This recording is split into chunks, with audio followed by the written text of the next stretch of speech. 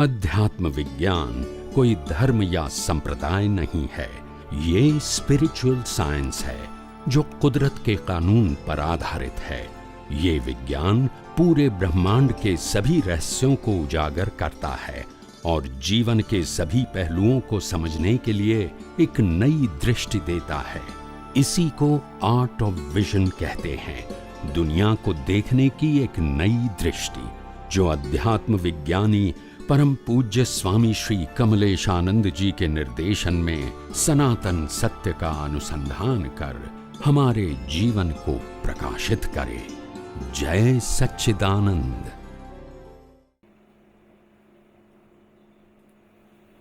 ભારતવર્ષના ઇતિહાસમાં સદીઓથી અનેક સાધુ સંત સન્યાસી યોગી ધર્મગુરુ જ્ઞાની આચાર્યો તીર્થંકર ભગવંતો ચક્રવર્તીઓ એવા અનેક સમર્થ પુરુષો આ ધરતી ઉપર આવીને ચાલ્યા ગયા અને અનેક મહાપુરુષોએ પોતાના જીવનની અંદર ઉત્કૃષ્ટ પ્રકારના સાધનાનો પુરુષાર્થ કરી ઉત્તમ પ્રકારનું જ્ઞાન દર્શન પ્રાપ્ત કરી અનુભવ દશા પ્રાપ્ત કરી જે તે સમયે જે તે વ્યક્તિઓને પોતાનો અનુભવ આપવા સમજાવવા પ્રયત્ન કર્યો અને એ રીતે ભારત વર્ષની અંદર હજારો લાખો લોકો મુક્તિના માર્ગને પામી શક્યા। કળયુગની અંદર પણ મુક્તિનો માર્ગ બંધ નથી થઈ ગયો। જે માર્ગ ડાયરેક્ટ જવાનો હતો એ વાયા થઈ ગયો, પણ ક્વોલિફિકેશન તો એ જ જોઈશે।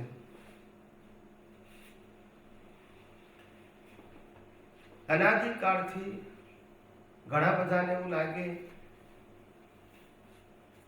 કે શાસ્ત્ર પ્રમાણે તો મુક્તિનો માર્ગ મોક્ષ બંધ થઈ ગયો છે, પણ એવું નથી, બંધ થઈ શકે એવું છે નહીં। અનેક પ્રકારના અનુભવી જ્ઞાની પુરુષો સમય સમય ભારત વર્ષની ભૂમિ ઉપર જન્મ લે છે અને પોતપોતાના અનુભવનું જે તે સમયે લોકોને શેર કરે છે। આજે પણ એ જ મુક્તિનો માર્ગ આપણા બધા માટે ઉપલબ્ધ પણ છે અને પ્રત્યક્ષ પણ છે।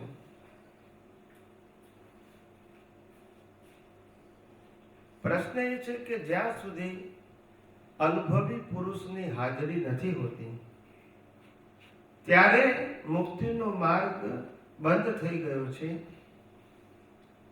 એ જ કહેવું ઉચિત છે, કારણ કે અનુભવી ના હોય તો મુક્તિનો માર્ગ ન હોય એ સ્વાભાવિક છે।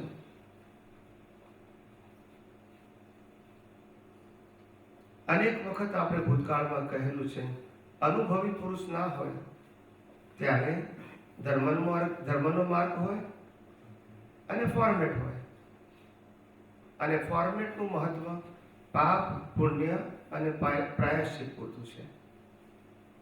ફોર્મેટનું મહત્વ ચારે ગતિમાં ફરવા માટે છે, ફોર્મેટનું મહત્વ મુક્તિ માટે નથી।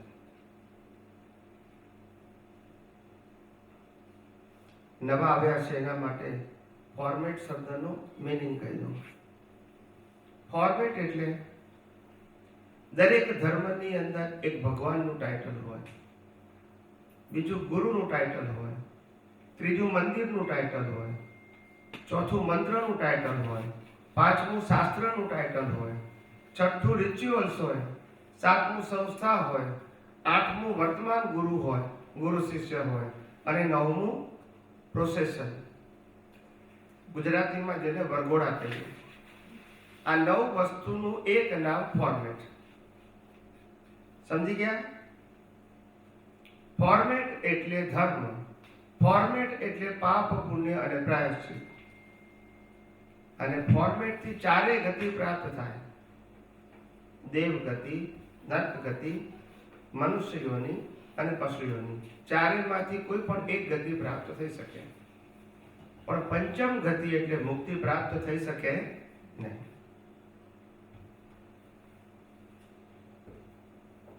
એટલે મુક્તિ માટે અજ્ઞાન નાશ કરવાનો માર્ગ જોઈએ. અને અજ્ઞાનનો નાશ કરવો એ આ જગતનું સનાતન સત્ય સમજાય, યુનિવર્સલ ટ્રુથ સાયન્સ સમજાય તો જ અજ્ઞાન જાય. ફોર્મેટ થી અજ્ઞાન ના જાય. પાપ પુણ્ય અને પ્રાયશ્ચિતનો માર્ગ જ ખાલી જીવતો રહે. અને અજ્ઞાન જાય નહીં ત્યાં સુધી મુક્તિના માર્ગની શરૂઆત ના થાય. અજ્ઞાન નાશ કરવાનો રસ્તો મળવો જોઈએ. એ નાશ કરવાનો રસ્તો, અજ્ઞાન નાશ કરવાની દ્રષ્ટિ મળે ત્યારથી અજ્ઞાન નાશ કરવાનો પુરુષાર્થ શરૂ થાય.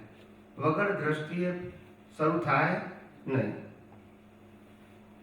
એટલે અનાદિકાળથી જીવ પોતાના જીવનની અંદર મુક્ત થવા માટે તો પ્રયત્ન કરી રહ્યો છે, ઝંખી રહ્યો છે, ખોળી રહ્યો છે.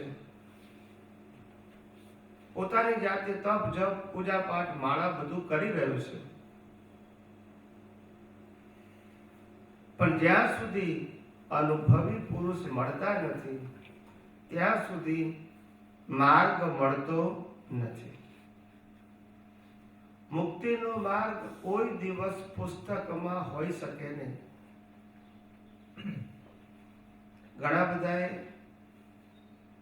ભૂતકાળમાં મને પ્રશ્ન કર્યો હતો કે સ્વામીજી, મુક્તિનો માર્ગ પુસ્તકમાં કેમ ના હોય?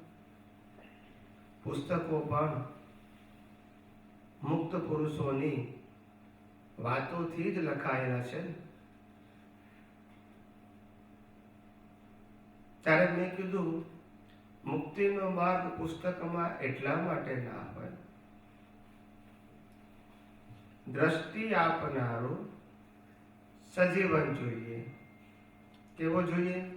સજીવન. ચોપડી ના ચાલે.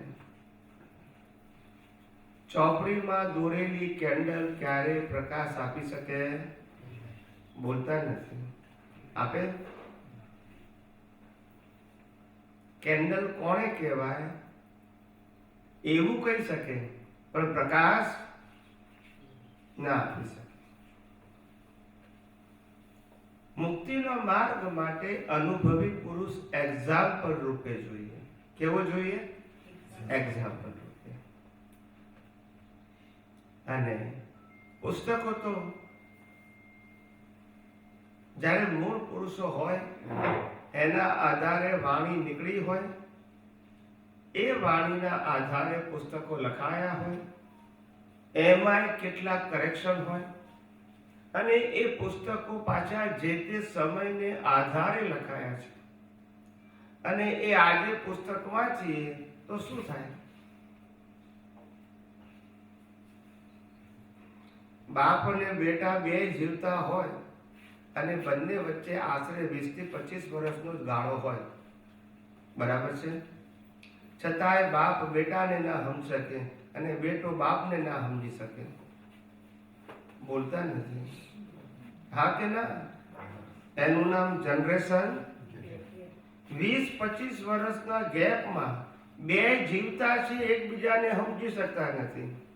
બાપ બેટાને સમજી શકતો નથી, પણ એ બાપ 100 વર્ષ પહેલા 200 વર્ષ પહેલા છાપેલું પુસ્તક સમજવા બેઠો છે. બોલતા નથી. 20 વર્ષના ગેપ વાળો જીવતો છોકરો સમજાતો અને પેલી જડ પુસ્તક સમજવા બેઠો છે. સમજાય છે? એટલે શબ્દ અને શબ્દનો અર્થ તો સમજાય, મર્મ સમજાય નહીં.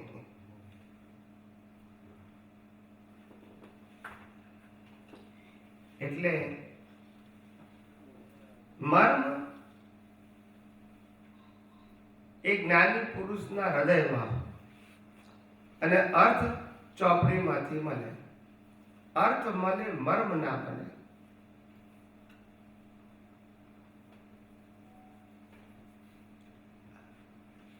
અનાદિકાળથી જીવને હજુ એ જ ખબર નથી પડતી, આ જગતમાં સુખ નથી એવું સાંભળે છે, વાંચે છે, પણ ટેલી નથી થતું. શું નથી થતું?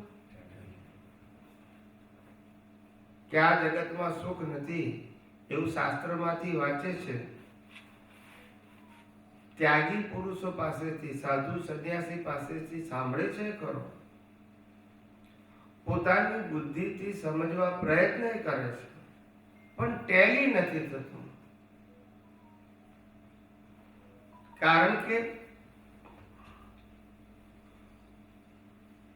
એને બુદ્ધિથી તો લાગે છે કે હું સુખની અનુભૂતિ કરી રહ્યો છું, સાધન, સંપત્તિ, સત્તા, સંબંધો દ્વારા સુખની અનુભૂતિ કરી રહ્યો છું એવું એને લાગે છે. તો નથી એવું કઈ રીતે માનવું?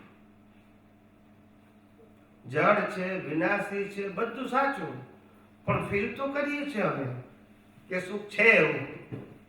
ટેમ્પરરી તો ટેમ્પરરી, પણ અનુભવીએ છે ને.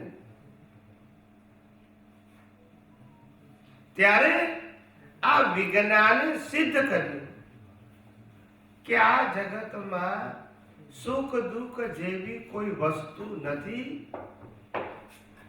અને સુખ દુઃખ એ તમારી કલ્પના છે. સુખ દુઃખ એ તમારા કર્મનો હિસાબ છે, પણ સુખ દુઃખ એ હકીકત નથી. આપણને એમ લાગે કે કેમ હકીકત નથી? તો કે અત્યારે જે તમને સુખ દુઃખ લાગે છે એ તમારી ઇન્ડિવિડ્યુઅલ બિલીફ છે. કેવી છે? વ્યક્તિગત. એક જ સંજોગ એકના માટે સુખ હોય, બીજા માટે બોલતા નથી. યસ કે નો? એક જ સંજોગ, એકના માટે સુખ, બીજા માટે બોલો. સમજાય છે? છોકરી પરણી જાય તો છોકરી વાળાના ઘેર દુખે, અને છોકરા વાળા બધા બોલતા નથી. સંજોગ તો એક જ છે ને. જો કેવી કલ્પના. આપણે બેંકમાંથી લોન લઈ આવીએ, એક જ વખત લોન લેવાની હોય, પછી હપ્તા 30 વર્ષ ભરવાના હોય. બોલતા નથી. જેટલા હપ્તા ભરીએ એટલા દુઃખી થાય. ના સમજાય. જાય છે ને. શું છે? સુખ દુઃખ વ્યક્તિની કલ્પના છે. આ દુનિયામાં સુખ પણ નથી, દુઃખ પણ નથી, કર્મના હિસાબ છે. હિસાબ રામકૃષ્ણ મહાવીરને કમ્પલસરી હતા. સુખ દુઃખ એ તમારી માન્યતા છે. ભિખારીને મોટા દિવસે, દિવાળીના દિવસે 5 રૂપિયા આપીએ કે અહીં 2 પાઉન્ડ આપીએ તો એ સુખી થઈ જાય. અને કોઈ BMW માંથી ઉતરીને આવ્યો હોય, એને એ મંદિર જઈને આવે, એને 2 પાઉન્ડ આપીએ કેવું લાગે? એવું. એકના માટે સુખ, એકના માટે માત્ર કલ્પના છે, તમારી માન્યતા. સુખ દુઃખ હકીકત નથી.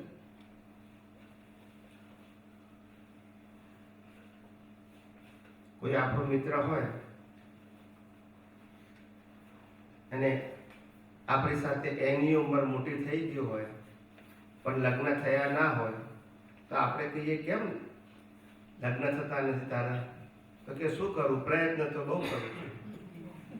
ખ્યાલ આવે? પણ મેર પડતો એને લગ્ન નથી થતા એનાથી દુઃખી છે, અને મોટા ભાગના થયા બોલતા નથી.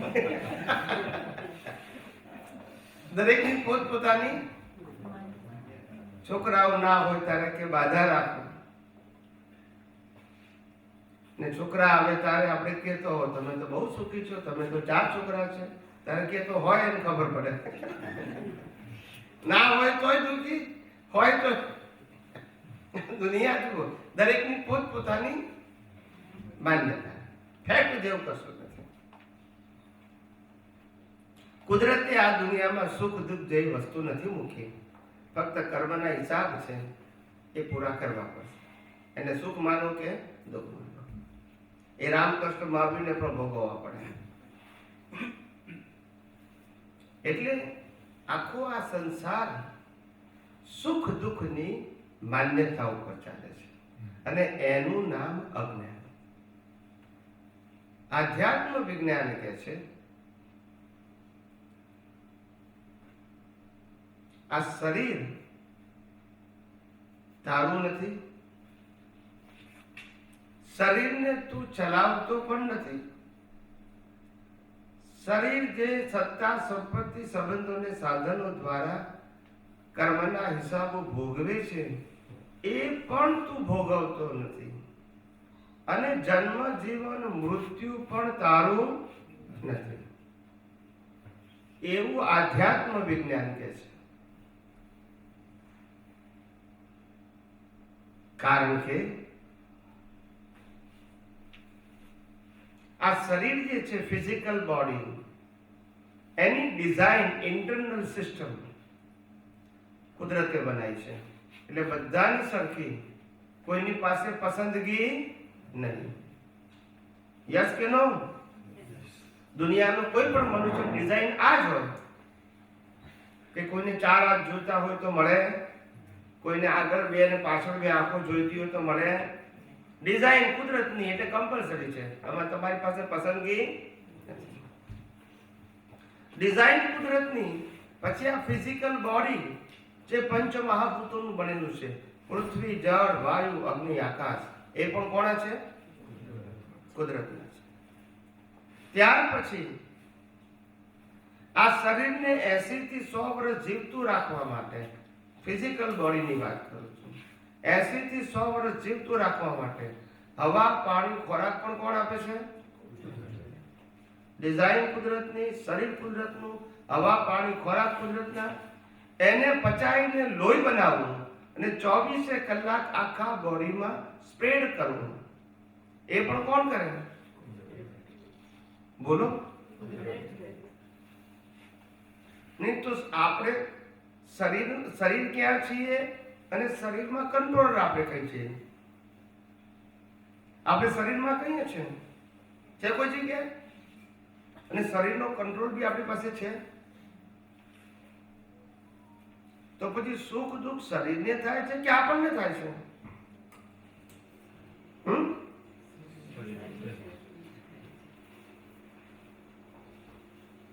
એટલે કહેવાનો મતલબ,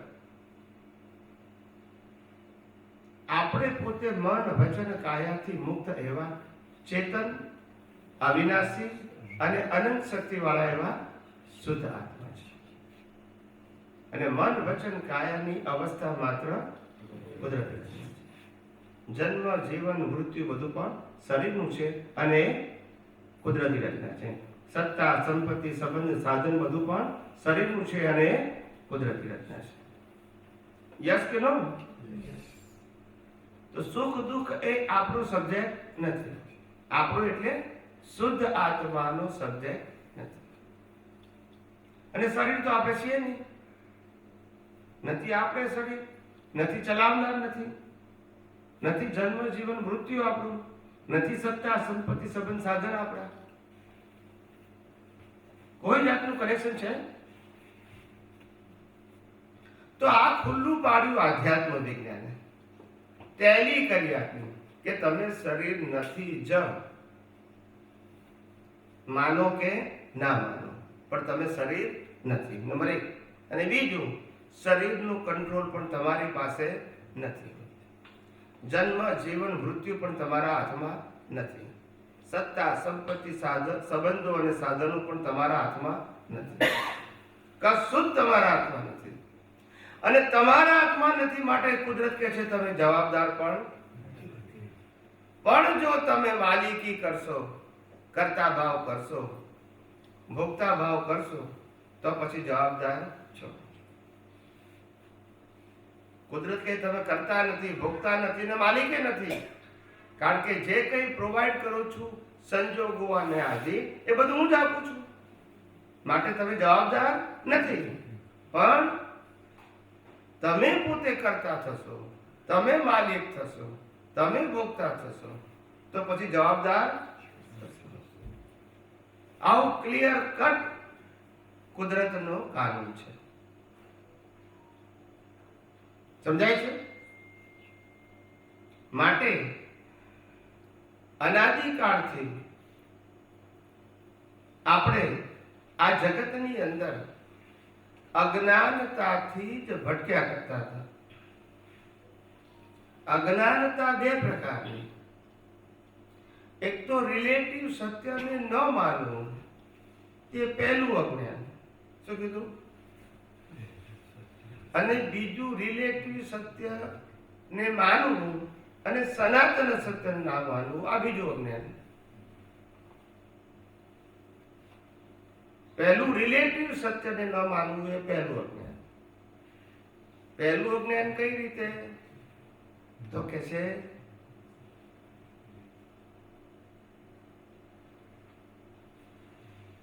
સુખ દુઃખને ન માનવું, જૂઠ બોલવું, ચોરી કરવી, હિંસા કરવી, ખ્યાલ આવ્યો? પાપ આચરવું, નીતિ નિયમો ન પાળવા, માનવતા ન હોવી, આ પહેલું અજ્ઞાન. સમજાય છે કે તું માણસ થવાને પણ લાયક નથી. અને બીજું અજ્ઞાન, તું સનાતન સત્ય નથી જાણતો, એ અજ્ઞાન.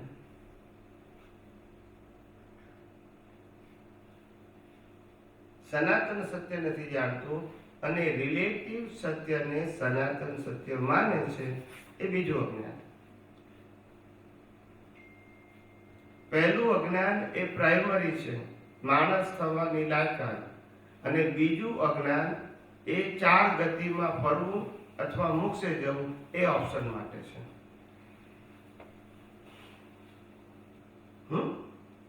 આવી રીતે અનાદિકાળથી જીવ ભટક્યા કરે છે અજ્ઞાનતાથી.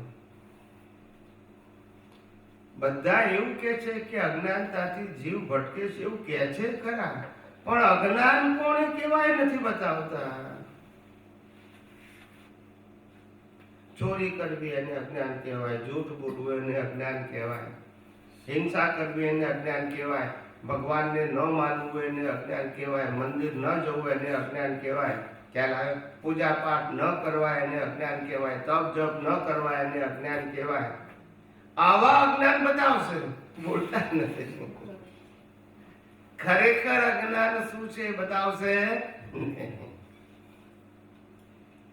ખરેખર તો રિલેટિવ સત્ય એ જ અજ્ઞાન છે. All kind of relative truth is equal to ignorance. ત્યાં વિજ્ઞાને કીધું, નહીતર તો ખબર જ નથી.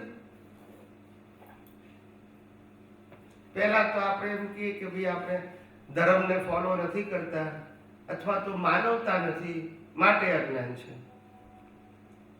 પછી ધીમે ધીમે ધર્મમાંથી ઉપર આવ્યા, પછી જ્ઞાની પુરુષને મળ્યા, પછી આપણને એમ થાય કે હવે આજ્ઞા પાડતા નથી, સત્સાધન નથી કરતા, રોજ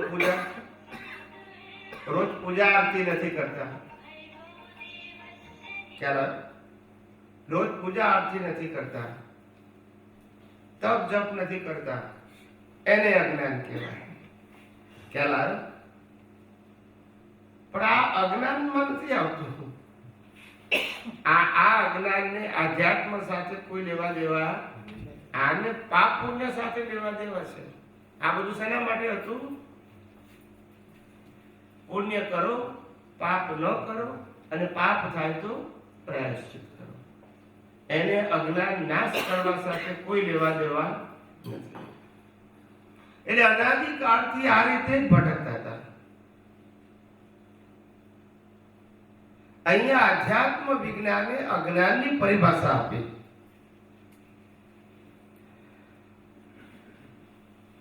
કે આ જગતમાં 5 જ્ઞાનેન્દ્રિયોથી જે કઈ અનુભવમાં આવે છે એમને પેલું બંધ કરી આપો. ના એ નહીં, એમને પેલું ફ્લાઇટ મોડ મૂકી દો એટલે પછી આપણને ફ્લાઇટ મોડ મૂકી આપણને.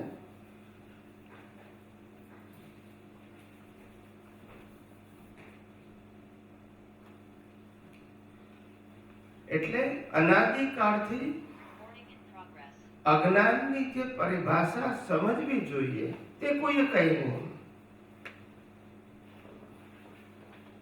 અજ્ઞાન પાપ પુણ્ય નથી, પાપ પુણ્ય જ અજ્ઞાનથી થાય. અજ્ઞાન અધોગતિમાં જવું એટલે અજ્ઞાન નહીં, દેવગતિમાં જવું એ અજ્ઞાન છે. પશુઓમાં જવું એ અજ્ઞાન નથી, ખાલી મનુષ્ય ગતિમાં ભટકવું એ પણ અજ્ઞાન છે. ટૂંકમાં ચારે ગતિથી છૂટવાનો માર્ગ મળવો એનું નામ વિજ્ઞાન. અને એ નથી મળ્યો ત્યાં સુધી અજ્ઞાન છે. અને અજ્ઞાનની 2 બ્રાન્ચીસ, પાપ અને પુણ્ય. પાપ અને પુણ્ય. અને વિજ્ઞાનમાં પાપે ના હોય અને પુણ્ય પણ ના હોય. નો ક્રેડિટ નો ડેબિટ. મોક્ષે જવું હોય તો નીલ થવું પડે. શું થવું પડે? નો ક્રેડિટ અને નો ડેબિટ. ક્રેડિટ હોય તોય ભોગવવી પડશે અને ડેબિટ હોય તોય ભોગવવી પડશે. ઝીરો થઈ જવાય તો મોક્ષે જવાય. શું છે? સમજાય છે કે નહીં? આપણી લોન ઝીરો થઈ જાય પછી બેંકમાંથી કાગળ આવે, બોલતા નથી કે આવે? છેલ્લો કાગળ આવે થેન્ક યુ નો કે તમે લોન ભરી એ બદલ ખૂબ આભાર. બાકી આ મંદીમાં તો કેટલાય ભરતા. એટલે અનાદિકાળથી આવી એવી રીતે આપણે ભટક્યા કરીએ છીએ. અજ્ઞાનની પરિભાષા આ જગતની અંદર જે કંઈ પણ આ 5 ઇન્દ્રિયોથી ફીલ કરી શકીએ કરીએ છે એ બધું અજ્ઞાન છે. કેમ અજ્ઞાન કીધું? કારણ કે એમાંનું કશું હું નથી અને મારું નથી. બોલતા નથી. આ 5 ઇન્દ્રિયોથી જે અનુભવાય છે એમાં હું નથી અને મારું નથી. હવે એમાં હું ને મારું માનવું એનું નામ આ કાઢવાનું છે. સંજોગોને બદલવાના નથી, દ્રષ્ટિ બદલવાની છે.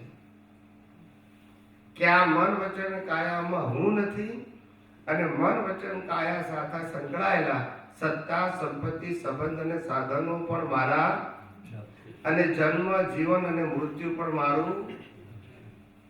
પ્રકૃતિનો એક પણ ગુણ મારામાં નથી, મારો એક પણ ગુણ. આ તો કે ગુસ્સો મેં કર્યો, ક્રોધ મેં કર્યો, જુઠ્ઠું હું બોલ્યો. યસ કે નો? હા કે ના? ઝઘડો મેં કર્યો. આવું તમને 5-10 વસ્તુઓ સમજાવે પછી આપણે એક જ વાક્ય પૂછીએ કે તું શુદ્ધાત્મા છું કે શરીર છું, તો પાછો માથું ખંજવાળે. બોલતા નથી. યસ કે નો? એટલે બચારો કન્ફ્યુઝ છે. હું શું છું, શરીર શું છે, એનું લાઈન ઓફ ડિમાર્કેશન નથી. એટલે બચારો કન્ફ્યુઝ થઈ જાય છે.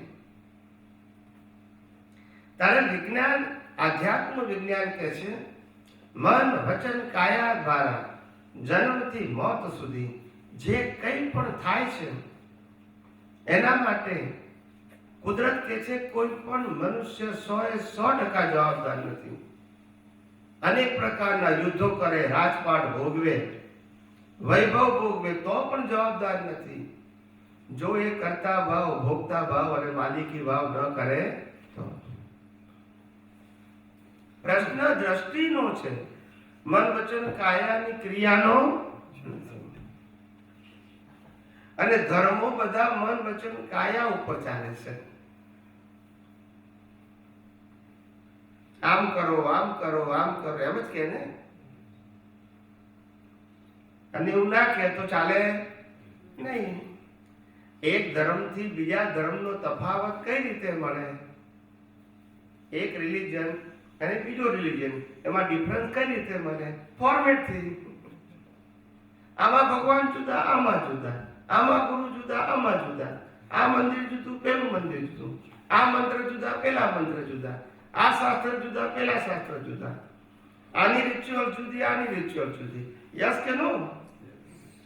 આ સંસ્થા જુદી, પેલી સંસ્થા જુદી, આના વર્તમાન ગુરુ શિષ્ય જુદા, પેલાના જુદા, આના વરઘોડા જુદા, આના વરઘોડા જુદા, જુદું જ પડી જાય. રિલેટિવ સત્ય એટલે જ ડિફરન્સીસ. એમાં કોઈ યુનિવર્સલ ટ્રુથ હોય નહીં. રિલેટિવ ટ્રુથથી કેટલાય ઉપર જાઓ ત્યારે તમને આ જગતનું સનાતન સત્ય એવું કુદરતનો કાનૂન સમજાય કે જે જીવ માત્રને ઇક્વલ લાગુ પડે છે, માને કે ન માને. એ કાનૂન સમજવો તો આ જગતનું સનાતન સત્ય ખબર પડશે. ધાર્મિક અને સામાજિક સત્યથી સનાતન સત્ય ખબર પડશે નહીં. એ રિલેટિવ સત્ય છે. સંસાર ચલાવવા માટે રિલેટિવ સત્યની જરૂર છે અને સંસારથી છૂટવા માટે સનાતન સત્યની જરૂર છે.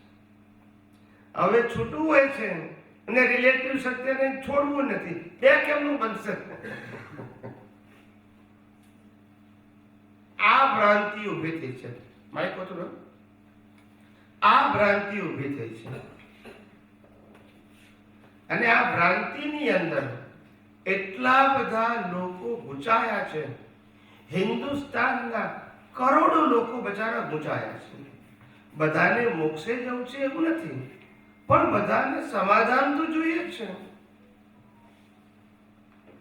બધાને આ જગતનું ફેક્ટ તો જાણવું જ છે, પણ જણાવનારો, બતાવનારો, માર્ગ બતાવનારો કોઈ ભેગો થતો નથી. બધા ફોર્મેટની જ વાતો કરે છે, બોલતા નથી. મેં ફોર્મેટ કહી દીધું એટલે નવી વ્યક્તિઓને ખબર પડી જવી જોઈએ ફોર્મેટ એટલે શું. એટલે દુનિયાના તમામ સાધુ સંતો સંન્યાસીઓ શાની વાત કરે? બોલો. ફોર્મેટ થી ઉપરની વાત કરે. અને અહીંયા ફોર્મેટ એ સબ્જેક્ટ જ નથી. એટલે અહીંયા કદી કોમ્પિટિશન અને કમ્પેરિઝન ના. હા બોલો. સ્વામીજી, તમે જે પહેલું અજ્ઞાન કીધું એ અજ્ઞાન જરા વધારે જાણવું છે. તમે કીધું કે રિલેટિવને ન માનવું તે અજ્ઞાન. હવે એના વિશે વધારે જરા કહો તો. મેં કીધું કંઈક નવું બોલવું તો પૂછે ને કોઈ. રિલેટિવને ન માનવું તે પહેલું અજ્ઞાન. એટલે કે જેનામાં પાપ પુણ્ય શું છે એવી પણ સમજણ નથી, જેને સત્ય, અહિંસા, અચૌર્ય, બ્રહ્મચર્ય, અપરિગ્રહનું પણ જ્ઞાન નથી, જેને મંદિર અને પૂજાપાઠ જેવી પણ વસ્તુ નથી ખબર અથવા નથી માનતો, જેનામાં માનવતા પણ નથી, એ પહેલું અજ્ઞાન. એટલે એ મનુષ્ય હોવા છતાંય મનુષ્યની લાયકાત ધરાવતો નથી. એટલે પાછો મરીને ક્યાં જશે? એનિમલમાં. ક્વોલિફિકેશન નથી ને. મનુષ્ય તો બર્થ નેચર આવી ગયો, કુદરતના ક્રમ પ્રમાણે જાય ગયો. જ્યાં સુધી પુરુષાર્થ નતો ત્યાં સુધી. પણ પુરુષાર્થ આવ્યો ત્યાર પછી જો એને બેઝિક હ્યુમેનિટી ફર્સ્ટ માનવ ધર્મ આવે, પછી ધાર્મિક ધર્મ આવે, પછી આવે સ્પિરિચ્યુઅલ. પણ આ બેમાંય ના હોય એ પહેલું અજ્ઞાન.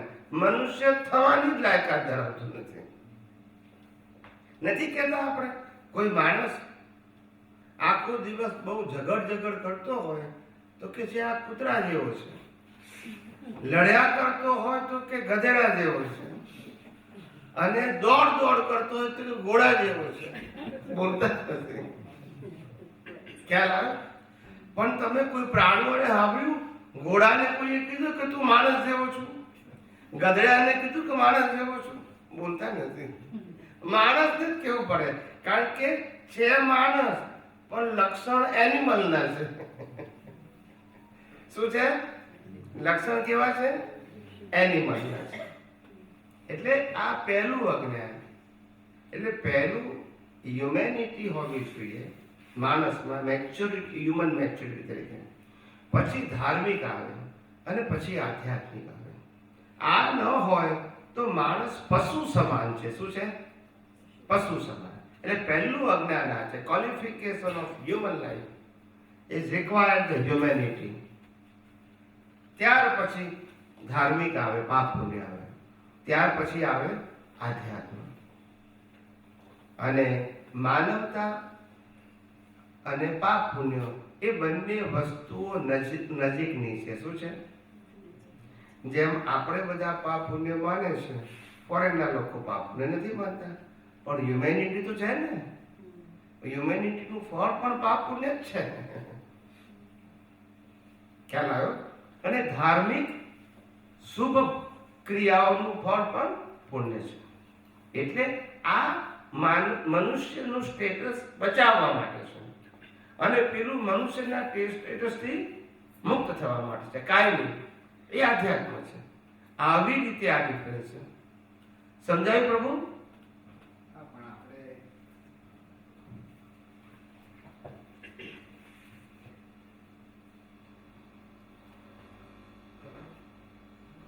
બંધ થશે ત્યાંથી.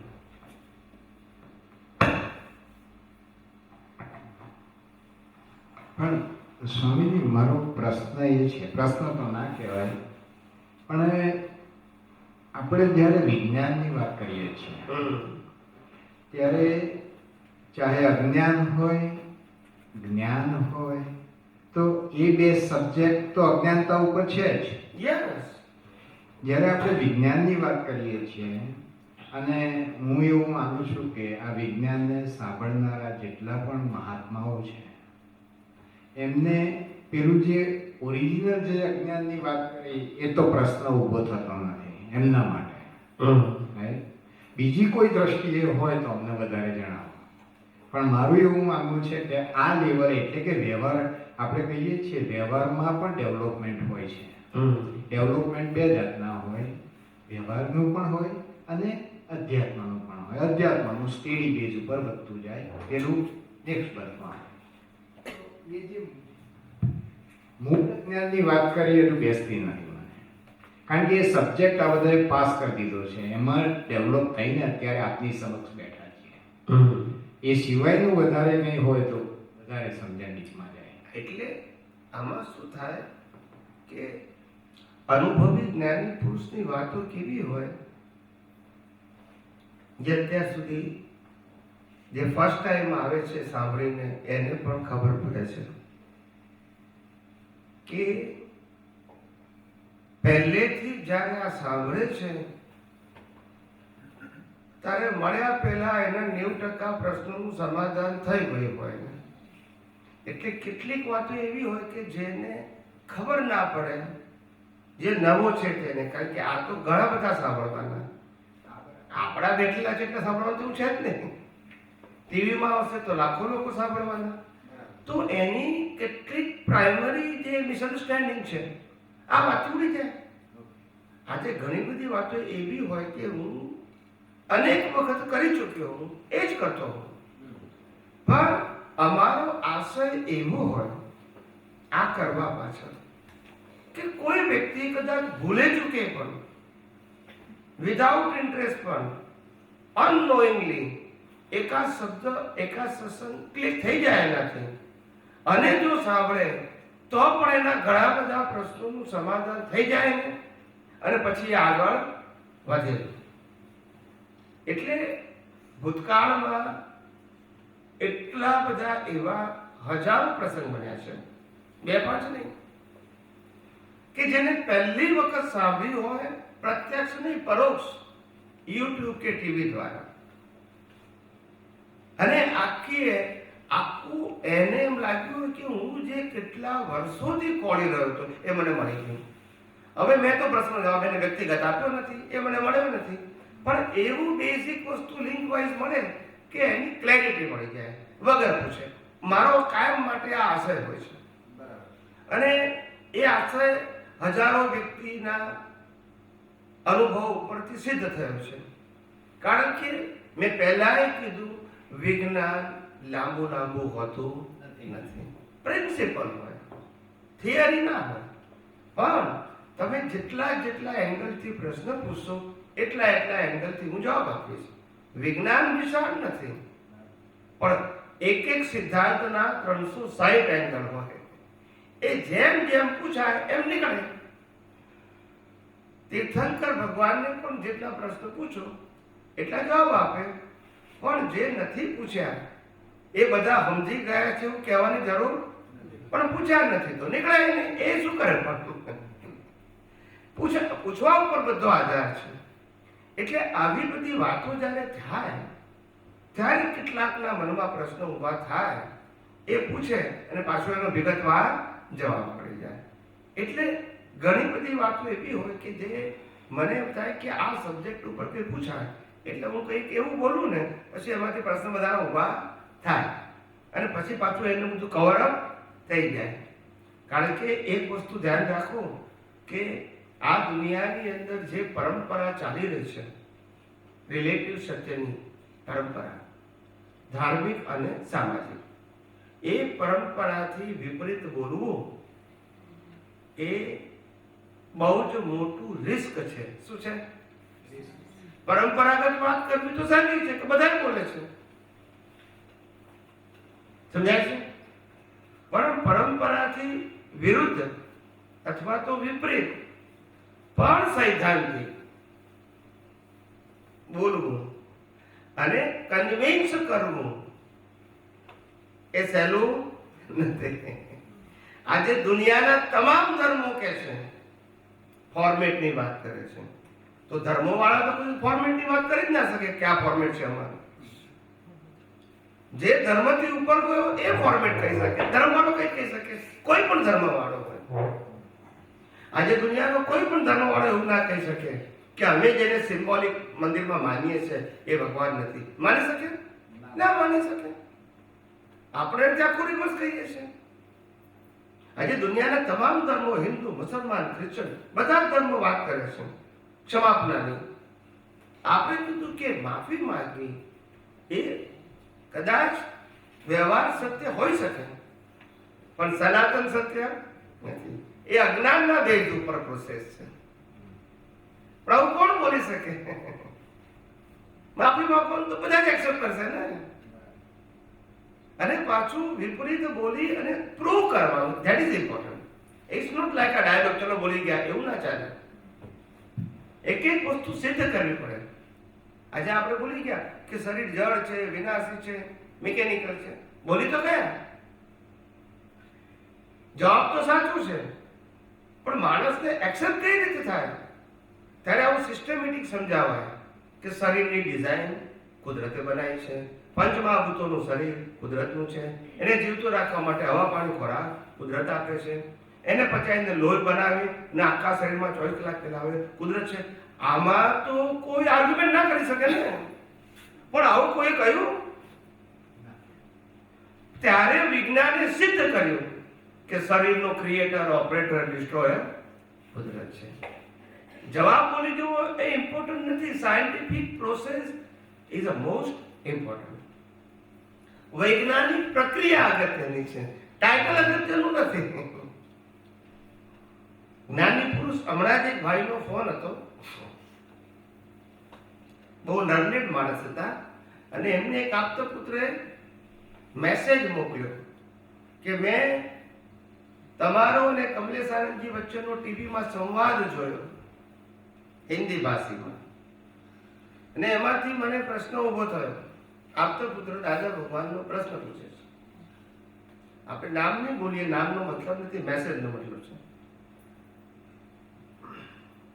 એમને કહ્યું કે વ્યવસ્થિત શક્તિ મોટું કે કુદરતી રચના મોટું? બોલતા નથી. શું પૂછ્યું? વ્યવસ્થિત શક્તિ મોટું કે કુદરતી રચના મોટું? ખ્યાલ આવ્યો? હવે પેલા વાતમાં તો બચારા મૂંઝાઈ ગયા, કારણ કે પૂછનાર આપતો પુત્ર હતા. શું પૂછવું, શું જવાબ આપો?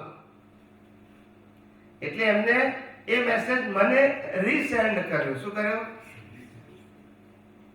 કે ભાઈ આવો મને મેસેજ આવ્યો છે, તો કૃપા કરી જવાબ આપજો. એટલે પછી મેં મેસેજ વાંચ્યો, પછી ટાઈમ જોઈને, કારણ કે ઇન્ડિયાના હતા, ટાઈમ જોઈને પછી ફોન કર્યો. મેં કહું આમાં શું ગૂંચવાડો થયો? તો મને કહે છે, એવું કહે છે કે આ કુદરતી રચના છે અને આ વ્યવસ્થિત શક્તિ છે. તો વ્યવસ્થિત શક્તિમાં કુદરતી રચના સમય ના જાય, અથવા કુદરતી રચના મોટી છે વ્યવસ્થિત કરતા? હવે મારે શું જવાબ આપવો? હું તો કન્ફ્યુઝ થઈ ગયો. કે છે થઈ જાય ને, કારણ કે એક વસ્તુ છે કે વિઝન તમને સમજણ જરૂર પડે છે. જો વિઝનની ક્લેરિટી ના આવે ને, અમે તો લાખો માણસ સામે પૂછે તો આ જ જવાબ આપીએ, અમને શું ફેર પડે છે? એટલે અમે એમને કીધું કે વ્યવસ્થિત શક્તિ is a only title, there is no scientific process in a words. શું કીધું? શબ્દમાં કોઈ સાયન્ટિફિક પ્રોસેસ નથી. અને કુદરતી રચનાની અંદર કુદરત અને કુદરતી કાનૂન ઇનબિલ્ટ છે એવું આપણે કહીએ છીએ. બોલતા નથી. યસ કે નો?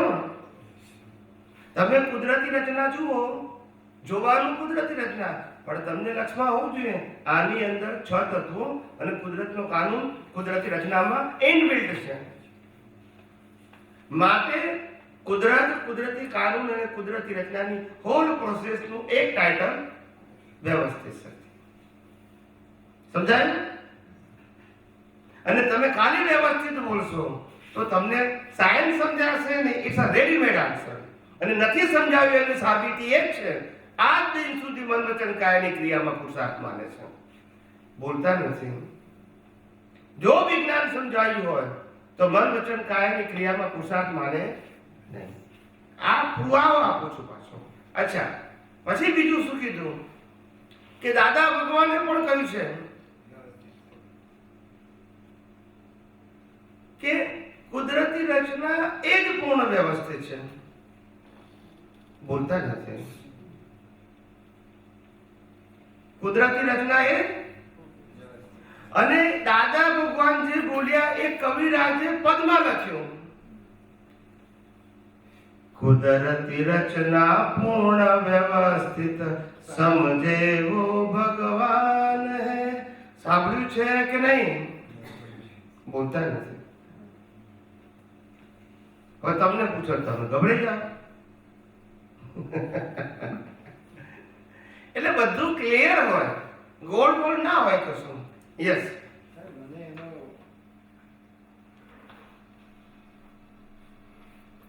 અવાજ નથી આવતો. હા, મને એવું જાય કે પ્રશ્ન તો બહુ સારો હતો, પણ જે મહાત્માઓને વિજ્ઞાન દ્રષ્ટિ પ્રાપ્ત થઈ છે, તો એ દ્રષ્ટિમાં એવું મર્મ નીકળે કે જેનાથી તમને કાયમી સમાધાન મળે. વ્યવસ્થિત શબ્દ એ શબ્દ રૂપે તો કે અમે અનુભવ કર્યો છે 15 વર્ષ સુધી, પણ જ્યારે આ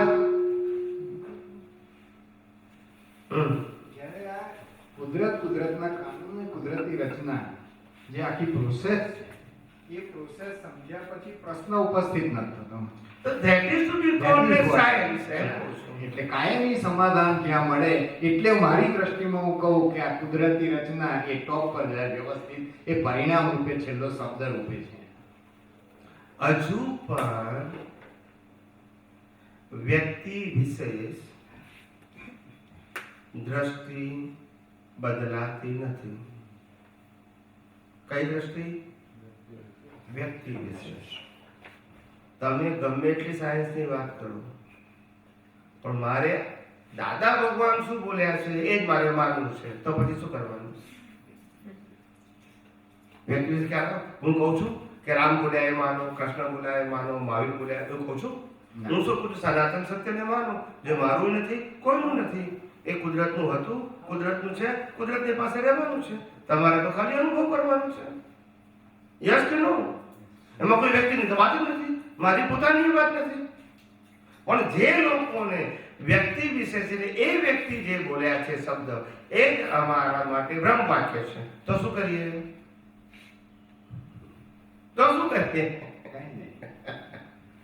તમને તો ખબર નહીં. શરૂઆતમાં તો કુદરતી રચના કોઈ બોલે ને તો કે આપણે નહીં બોલવાનું, આપણે વ્યવસ્થિત બોલવાનું કે છે. એ વિડીયો છે બધા, તમે જોજો.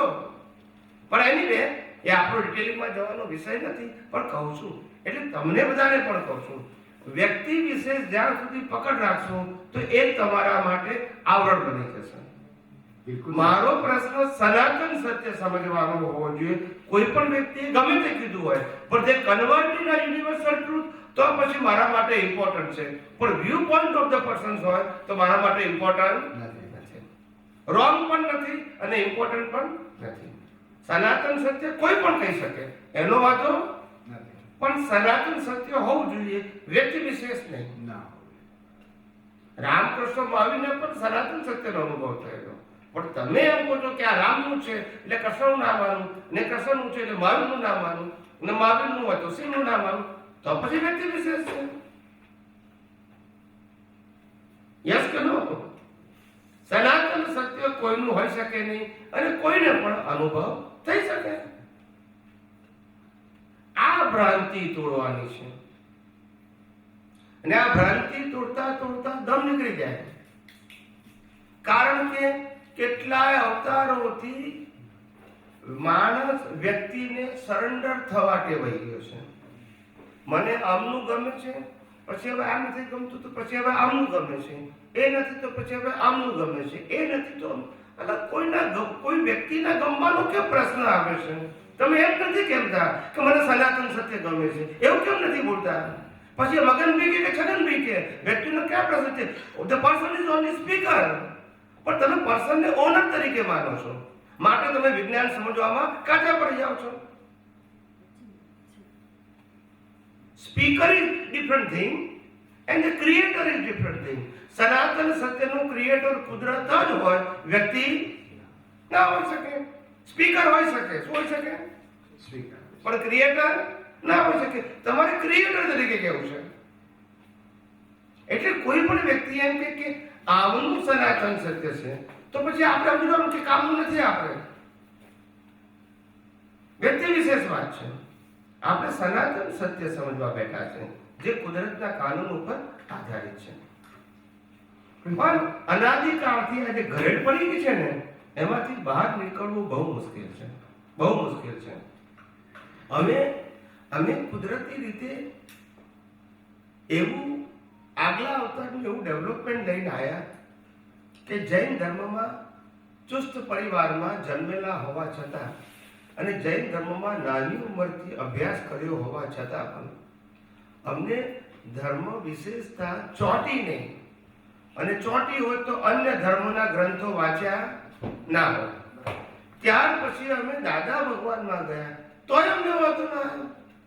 અને ત્યાર પછી પાછું સનાતન સત્યની વાત આવી તો પણ વાંધો. અમારો મેસેજ શું હતો, અમારું રિસર્ચ શું હતું કે ભાઈ ગમે તેમ કરીને આ દુનિયાનું સનાતન સત્ય સમજવું છે. જેમ છે ગમે ત્યાંથી મળે ત્યાંથી મિશન આ હતું. એટલે કોઈ વ્યક્તિનો વિરોધ કે વાંધો નતો, પણ એમાંથી સનાતન સત્ય શું છે એ પકડી લેવું અને રિલેટિવ સત્ય બાજુ મૂકી દેવું. બરાબર. આ આ રિસર્ચ કરતા કરતા કરતા કરતા આ વિજ્ઞાન ખુલ્લું થાય, નહીંતર ના થાય. એટલે કોઈ ગમે ત્યાં જવાનો સંજોગ આવે, પણ જ્યાં રિલેટિવ સત્યની વાત આવે આપણે બાજુ મૂકી દેવાની દ્રષ્ટિમાંથી. વ્યવહારમાં બોલવાની જરૂર નથી કે ભાઈ આ ખોટું પણ નથી અને મારે કામનું નથી. પછી કહેવાનું ખોટું નહીં કહેવાનું. શું નહીં કહેવાનું? ખોટું નહીં. અને મારે કામનું નથી.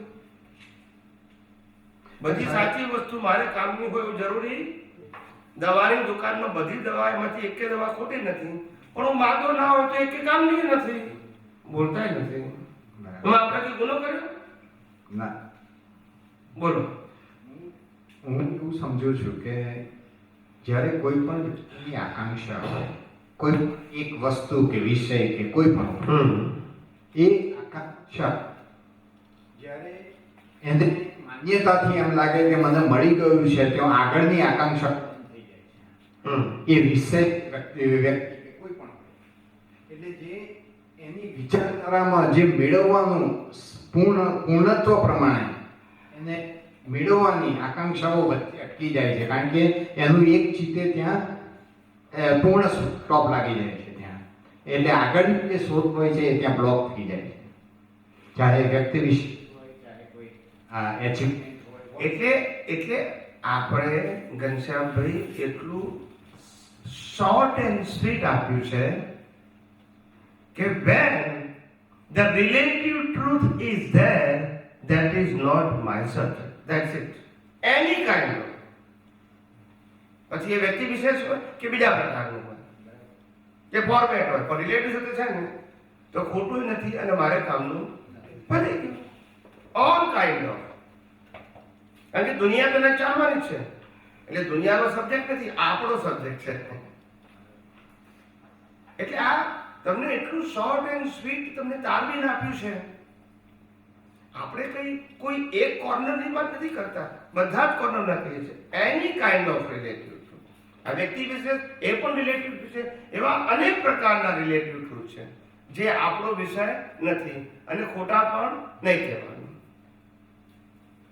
જ્યારે આ દ્રષ્ટિ મળી ત્યારે શરૂઆતમાં એવો અંદરથી પ્રશ્નો ઊભા થતા હતા કે સામાયિક કેમ ન કરવું જોઈએ, કે પછી આપણે પશ્ચાતાપ કેમ ન કરવો જોઈએ, જે અત્યાર સુધી મેળવેલું જ્ઞાન હતું. Yes yes yes. પછી આ પ્રશ્ન બહુ ઉપસ્થિત થતો હતો અંતઃસ્તરમાં. પછી એનું સંશોધન થવા માંડ્યું. એમાં દાદાનું એક સ્ટેટમેન્ટ યાદ આવ્યો, પ્રકૃતિનો એક પણ ગુણ મારામાં નથી, મારો એક પણ ગુણ પ્રકૃતિમાં નથી, ગુણે કરીને બંને જુદા છે, સામીપ્ય ભાવને લઈને ભ્રાંતિ ઉત્પન્ન થાય છે અને તે જ આખા જગતની અધિકરણ ક્રિયા છે. આ વાક્ય ઉપર એટલું બધું મંથન ચાલ્યું ત્યારે ફર્મ ડિસિઝન પકડાયું કે ના, એઝ ફાર એઝ આત્માની વાત છે તો પ્રકૃતિનો કોઈ એની સાથે કોઈ કનેક્શન છે નહીં, અને પ્રકૃતિ છે તે આત્માને લેવા દેવા નથી, આત્મા છે એટલે પ્રકૃતિ શું કરે છે એની લેવા દેવા નથી. આ સનાતન મંથન થયા જ કર્યું ત્યારે ફર્મ થયું કે ના, આ સામાયિક કરવું, પ્રતિક્રમણ કરવું, જપ કરવો, તપ કરવા, આરતી કરવી, ઉપવાસ કરવા, એ બધું પ્રકૃતિનો ધર્મ છે, નહીં કે આત્માનો. અને ત્યારે આ વિજ્ઞાનનો નિષ્કર્ષ પકડાયો કે કેમ ન કરવું. એની મારે આ કેવું તો આ અનુભવની વાત કરી. Yes yes yes. જય સચ્ચિદાનંદ સ્વામી. Thank you. તમે બહુ મોટો પ્રોબ્લેમ હતો મારા માટે, તમે ક્લિયર કરી નાખ્યો. કારણ કે હું હાલના બીજા પુસ્તકોને વાંચતો, એમાં આવતું હોય કે if you are on your path and you meet Buddha, kill him because he is going to be a stopper for you to go any further. તો અહીંયાથી તમે કમ્પ્લીટલી ક્લિયર કરી નાખ્યું કે સત્યને જ જાણવાનું, સનાતન સત્ય. સનાતન સત્યને જ જાણવાનું, બાકી ગમે એ વ્યક્તિ રસ્તામાં આવે તો just kill him and move on. એટલે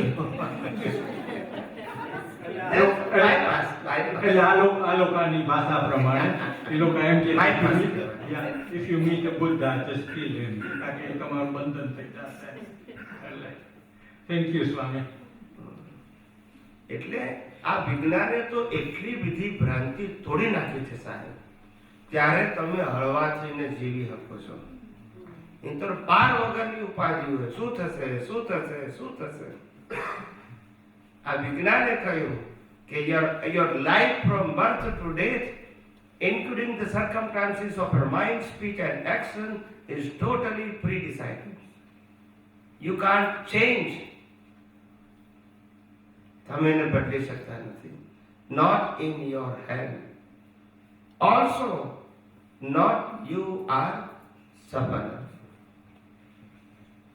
You are the separate, and you are the only observer. તમે ભળો છો એ ગુનો છે. મન વચન કાયા કરે છે એ ગુનો નથી. તમે ભળો છો એ ગુનો છે. When you are involved in a mind, speech and action, in a spiritual path, they says ડખો દખલ. કુદરત જે કરે છે એમાં તમે કોણ ડિસિઝન લો છો, રાઈટ એન્ડ રોંગ? એ કાનૂન પ્રમાણે કરે છે, સંજોગો આપે છે. યસ કે નો? એ કાનૂનમાંથી પાછું આપણે બધું નથી કરવાનું કે આ બરાબર છે કે નહીં. એ રિઝલ્ટ બરાબર આપે છે કે રેન્ડમ આપતું હશે કુદરત? કુદરત આપણા કર્મનું ફળ એક્ઝેક્ટ આપતું હશે કે રેન્ડમ આપતું હશે? એક્ઝેક્ટ. પાછું આપણે એની પર ક્વેરી કરવાની કે આ બરાબર નથી. કુદરતના ન્યાય ઉપર આપણે ન્યાય આપવાનો. સ્વામીજી, એક વાત ક્લિયર કરવા માંગુ છું, જે હમણાં વાત થઈ એ બાબતમાં, કે તમારી પાસે સાયન્ટિફિક વિઝન હોવું જોઈએ તો જ આ પ્રશ્નનું નિરાકરણ મળતું હોય. અબાઉટ સામાયિક એન્ડ પ્રતિક્રમણ, clear vision who you are and what is mind, speech and body and how does it work, totally pre-decided અને સંજોગાધીન ઉકેલે છે. એમાં તમે પોતે કોણ છો અને તમારું એક્ઝિસ્ટન્સ એ સમયે શું છે એ દ્રષ્ટિમાં ક્લિયર હોવું જોઈએ. યસ.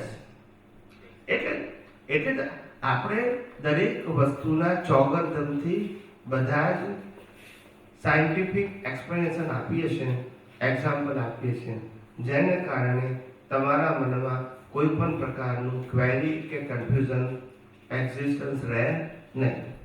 એટલા માટે આપણે આ ક્લિયર કરીએ છીએ. પ્રિન્સિપલ બી કહું છું અને એક્ઝામ્પલ બી આપું છું, જેથી તમારા માટે ઇઝી ટુ અન્ડરસ્ટેન્ડ થઈ જાય, ટફ ના લાગે. યસ સ્વામીજી, તમે હમણાં બરાબર સમજાયું, પાપ પુણ્ય કહ્યું ને, અવારનવાર સાંભળીએ પણ છીએ કે આપણે, પણ અત્યારે મને એવો પ્રશ્ન આવ્યો કે is that the path towards the development, પાપ અને પુણ્ય? કે એવું બની તો ના શકે કે સીધું કોઈ પણ વ્યક્તિ સનાતન ધર્મમાં આવી જાય પહેલા આનો એક્સપિરિયન્સ તો હોવો જ જોઈએ. આપણે એક્ઝામ્પલ લઈએ ગૌતમ સ્વામીને મહાવીર વખતે, તો એ પણ રિલેટિવમાં હતા ને ત્યારે એને થયું એનો એ જે કરે છે એ શ્રેષ્ઠ છે, એનાથી કંઈ પણ વધારે નહીં. એટલે આ તો એક ડેવલપમેન્ટનો પાથ જ છે ને, ટુ ગો થ્રુ પાપ એન્ડ પુણ્ય ધર્મ રિલેટિવ. પછી પાપ અને પુણ્ય એ ડેવલપમેન્ટનો પાથ છે, એ વાત સાચી. એ સમજણ એક સ્ટેજ છે, એ વાત કરેક્ટ છે. પ્રશ્ન આપણો એ ઇનકરેક્ટ છે એ નથી. યસ. પ્રશ્ન એ છે કે જે લોકો હિન્દુસ્તાનમાં જન્મેલા છે, શું છે? હિન્દુસ્તાનમાં જન્મ, they are mature, they have no primary knowledge, they don't require the primary knowledge. Of course, most of the people, they are rigid, is a different story, but they are mature to understand the science. જો પુણ્ય હોય અને સમજાવનારો ભેગા થાય તો સમજવાની ક્ષમતા છે. હા, ખ્યાલ આવી ગયો? ખાલી ક્યાં તો પુણ્ય નથી, ક્યાં તો સમજાવનારો એને ભેગો થતો નથી. સમજી શકે ને એવા નથી એવું નથી, એમ કહેવા માંગુ છું. સમજાય છે? ડેવલપમેન્ટ ક્યારે કહેવાય? The persons are not mature. નહીં, ધ મેચ્યોર છે. જ્ઞાની પુરુષ દાદા ભગવાને શું કીધું કે હિન્દુસ્તાનનો ચોર કાપનારો પણ હું ભગવાન બનાવી શકું. કીધું કે નતું કીધું? એ કહ્યું છે, પણ એનો મતલબ હિન્દુસ્તાનનો લોક મેચ્યોર છે. mature છે. એને પુણ્ય ના હોય, એને અનુભવ ભેગો ના થાય, એ ડિફરન્ટ વસ્તુ છે. પણ મેચ્યોર તો છે જ. એટલે તમે એમ કહેવા માંગો છો કે મેચ્યોર ઇનફ ટુ અન્ડરસ્ટેન્ડ આધ્યાત્મિક. યસ.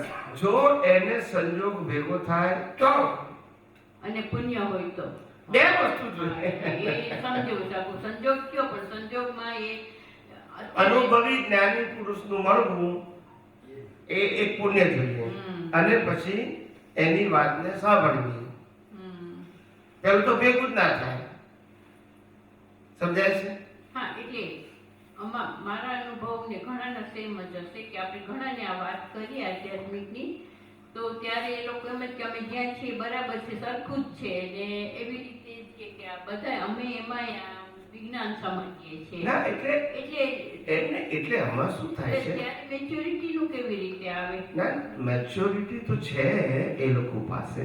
મેં હમણાં જ તમને કીધું કે વ્યક્તિ વિશેષ શું છે? વ્યક્તિ વિશેષ. અવાજ આવે છે? બોલો. હા, એટલે તમે જે કહ્યું બરાબર, પણ મને કન્ફ્યુઝન થાય છે કે એટલે it's a path towards the development. પાપ પુણ્યમાંથી પસાર થઈ પછી આગળ જાય. અને એટલે મને આ ગૌતમ સ્વામી ને મહાવીર ભગવાનનું ત્યારે યાદ આવ્યું કે એને પણ જ્યારે અનુભવી મળ્યા, ભલે એ તો એ જ વખતમાં કેવળ જ્ઞાન થાય, પણ તોય એને નિમિત્ત તો જોતા હતા જ કોઈ, નહીંતર એનું વિજ્ઞાન ખુલ્લું ના સમજાય. હા, વિજ્ઞાન સમજી જ ના શકે. હા, અમે મેં તમને કીધું તે પ્રમાણે કે એ લોકો આમાં શું છે? ડેવલપમેન્ટના બે આન્સર છે. એક તો પ્રાઇમરી ડેવલપમેન્ટ અને એક મેચ્યોર ડેવલપમેન્ટ. તમને જે ડેવલપમેન્ટની વાત કરું છું એ મેચ્યોર થવાની વાત કરું છું. પણ તમારી પાસે જો પ્રાઇમરી ના હોય તો તમે આ સમજીએ ના હતા. ખ્યાલ આવી ગયો? જે લોકો આત્મા છું એવું નથી બિલીવ કરતા, જે લોકો કર્મના સિદ્ધાંત નથી માનતા, જે લોકો રીઇન્કાર્નેશન નથી માનતા, they are not qualified and matured. Okay, એટલે આધ્યાત્મિક મેચ્યોર્ડ નથી. એટલે પ્રાઇમરી ડેવલપમેન્ટ પણ નથી. હા, હિન્દુસ્તાનના લોકોમાં આ મેચ્યોરિટી છે. ખ્યાલ આવ્યો? પણ પુણ્ય કાચું પડે છે. બરાબર. ખ્યાલ આવ્યો ને? એ પ્રશ્ન છે. આ ત્રણ ના હોય તો મેચ્યોરિટી નથી. બરાબર. પ્રાઇમરી મેચ્યોરિટી પણ નથી. એટલે એને કહીએ તો પણ ગેર ના બની શકે. કારણ કે ત્રણ વસ્તુ આખું સ્પિરિચ્યુઅલ સાયન્સમાં આ હોય તો જ આવે આગળ બધે. જે લોકો પુનર્જન્મ ના માનતા હોય એને કઈ રીતે સાયન્સ સમજાવાય? બોલો તો. જે લોકો આત્માને ના માનતા હોય કેવી રીતે સમજાવો? જે લોકો કર્મના સિદ્ધાંતને માનતા નથી, આ એક જ બસ છે, કેવી રીતે સમજાવીએ? તો બહુ રિજિડ હોય એટલે એમાં હા, એટલે એ લોકો પાસે primary maturity they are not basic qualified. એટલે તમે હમણાં વાત કરી છે, દાદાનું એક્ઝામ્પલ આપ્યું કે હિન્દુસ્તાનના ચોરને પણ સમજાવી શકું, જ્ઞાન આપી શકું. હા, જ્ઞાન આપી શકું, પણ પછી સમજે કે ના સમજે that is a secondary question. એટલે એ આ તો એમ કે ક્વોલિફાઈડ છે માણસ, બેઝિક ક્વોલિફિકેશન. હવે એ પોતે કોઈ જગ્યાએ જલાયેલો છે અથવા તો એની પુણ્ય નથી તો શું કરીએ? વ્યક્તિ વિશેષમાં જાય તો શું કરીએ? એ સમજી શકતો એવું નથી સમજી શકતો. એને સમજવું નથી, કારણ કે એક જગ્યાએ એ સ્ટક થઈ ગયો છે, રિજિડ થઈ ગયો છે. એટલે ઓપન જ થવા માંગતો નથી. અન્ડરસ્ટેન્ડિંગ નો પ્રશ્ન નથી, ઓપન નથી થતો. આપણે કહીએ ને તો બધું સમજે ખબર, એવું નહીં કે ના સમજે, પણ એની વાત છોડીને ના સમજે. બરાબર. ખ્યાલ આવ્યો? પ્રશ્ન એ નથી કે નથી સમજવું, પણ 5મું ધોરણ નથી છોડવું, 5મા ધોરણના ટીચર નથી છોડવા, 5મા ધોરણની ચોપડી છોડવી નથી, અને 6મામાં જવું છે. કરવું હવે બોલતા નથી. સમજાય? ઇઝ ક્વોલિફાઈડ, પણ છોડવું નથી તો આપણે શું કરીએ? એને રિજિડ કહેવાય. શું કહેવાય? હા, એટલે રિજિડ બધું આવી જાય, પુણ્ય એનું એમ કહેવાનો મતલબ. એટલે હિન્દુસ્તાનના લોકો ક્વોલિફાઈડ છે, એવું નથી કે નથી. બેઝિક ક્વોલિફિકેશન છે. બેઝિક ડેવલપમેન્ટ છે, એવું નથી કે નથી. દાદાએ તો યોગી કયા હતા ભારતના જીવો. જય સચિદાનંદ સ્વામીજી. જય Sachchidanand. Yes yes yes. Swamiji, આજના સત્સંગની અંદર મહત્વ અંશે આપણે વ્યવસ્થિત મોટું કે કુદરતી રચના મોટી એના વિશે આપણે ઘણી સરસ ચર્ચા થઈ. જી પ્રભુ. અને કદાચ મારા પ્રશ્નથી મને થોડુંક થાય છે કે આખી રામાયણ સાંભળ્યા પછી રામ કોણ હતા એવો પ્રશ્ન કદાચ થશે. એટલે એ સંકોચ તો છે, પણ છતાં મને હજી એ મારા માઇન્ડમાં ક્લિયર નથી. મને એમ લાગ્યા રાખે છે કે વ્યવસ્થિત શક્તિ અને કુદરત રચના બંને સેમ જ વસ્તુ છે. વ્યવસ્થિત શક્તિ કદાચ એક ટાઇટલ છે, પણ કુદરતી રચના એનું આપણે બધાને વિશેષ રૂપે એનું વિરૂપણ અથવા સ્પષ્ટીકરણ કર્યું છે. પણ હકીકતમાં બે સેમ છે, વ્યવસ્થિત શક્તિ અને કુદરતી રચના. તો આ ખોટી સમજણ છે કે અત્યારે હું સમજી નથી શક્યો આત્મ સત્સંગમાં. એટલે એવું છે કે મન વચન કાયા અને મગનભી બંને એક જ છે. ના, એ તો ક્લિયર છે. મન વચન કાયા અને મન વચન કાયા નવન મગનભી છે ને. હા, એ બરાબર. પણ મન વચન કાયા અને મગનભી એક છે. મારે એવું બોલવું છે તો એ જ થયું ને.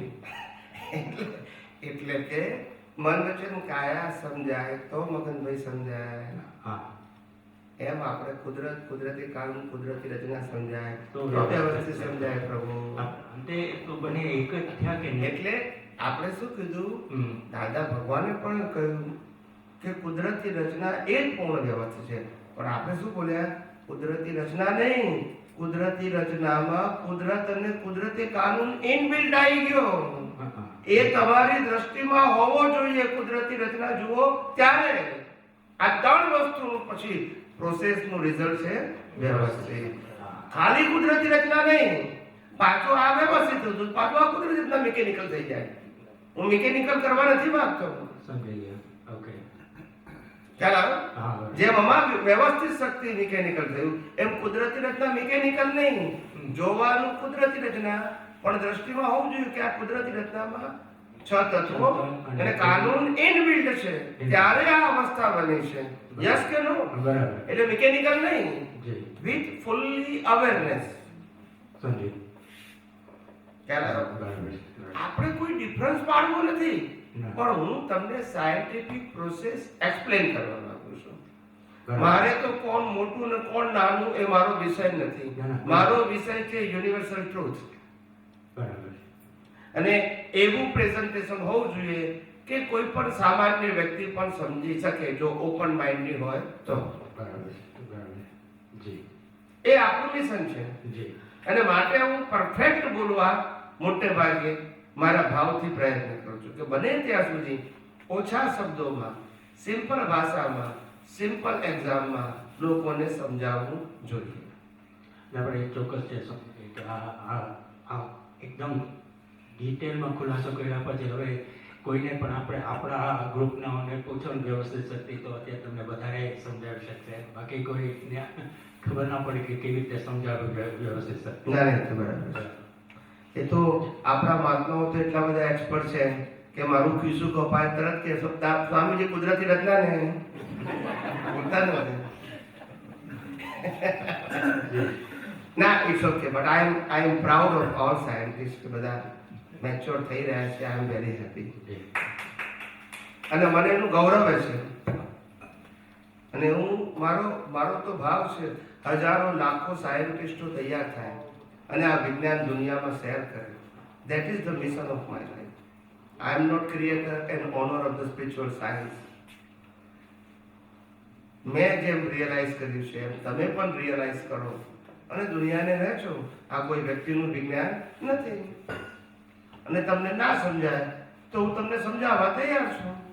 પછી ક્યાં પ્રશ્ન છે? બરાબર ને? બરાબર. હા, બોલો.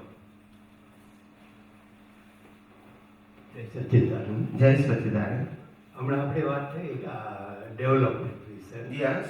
અને તમે વાત કરી કે બેસિક અન્ડરસ્ટેન્ડિંગ ને મેચ્યોરિટીને.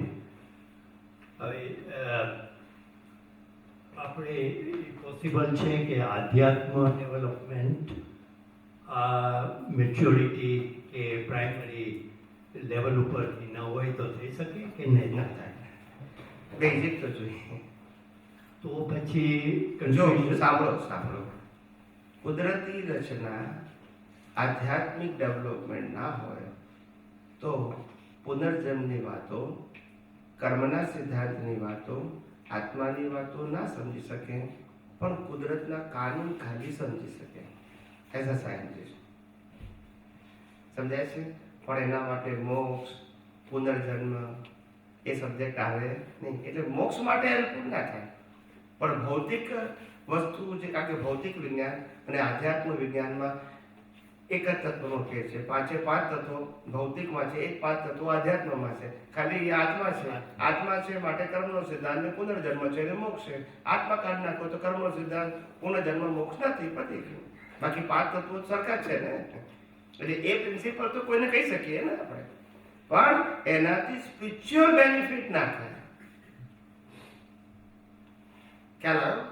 બેઝિક ડેવલપમેન્ટ ના હોય સ્પિરિચ્યુઅલ, તો પછી એમાં પ્રગતિ થાય નહીં, એને બેનિફિટ ના થાય.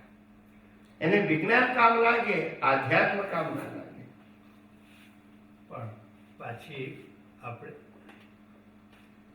એ પણ વાત થઈ કે બીજી ડેવલપમેન્ટ છે એ પુણ્યને હિસાબે છે.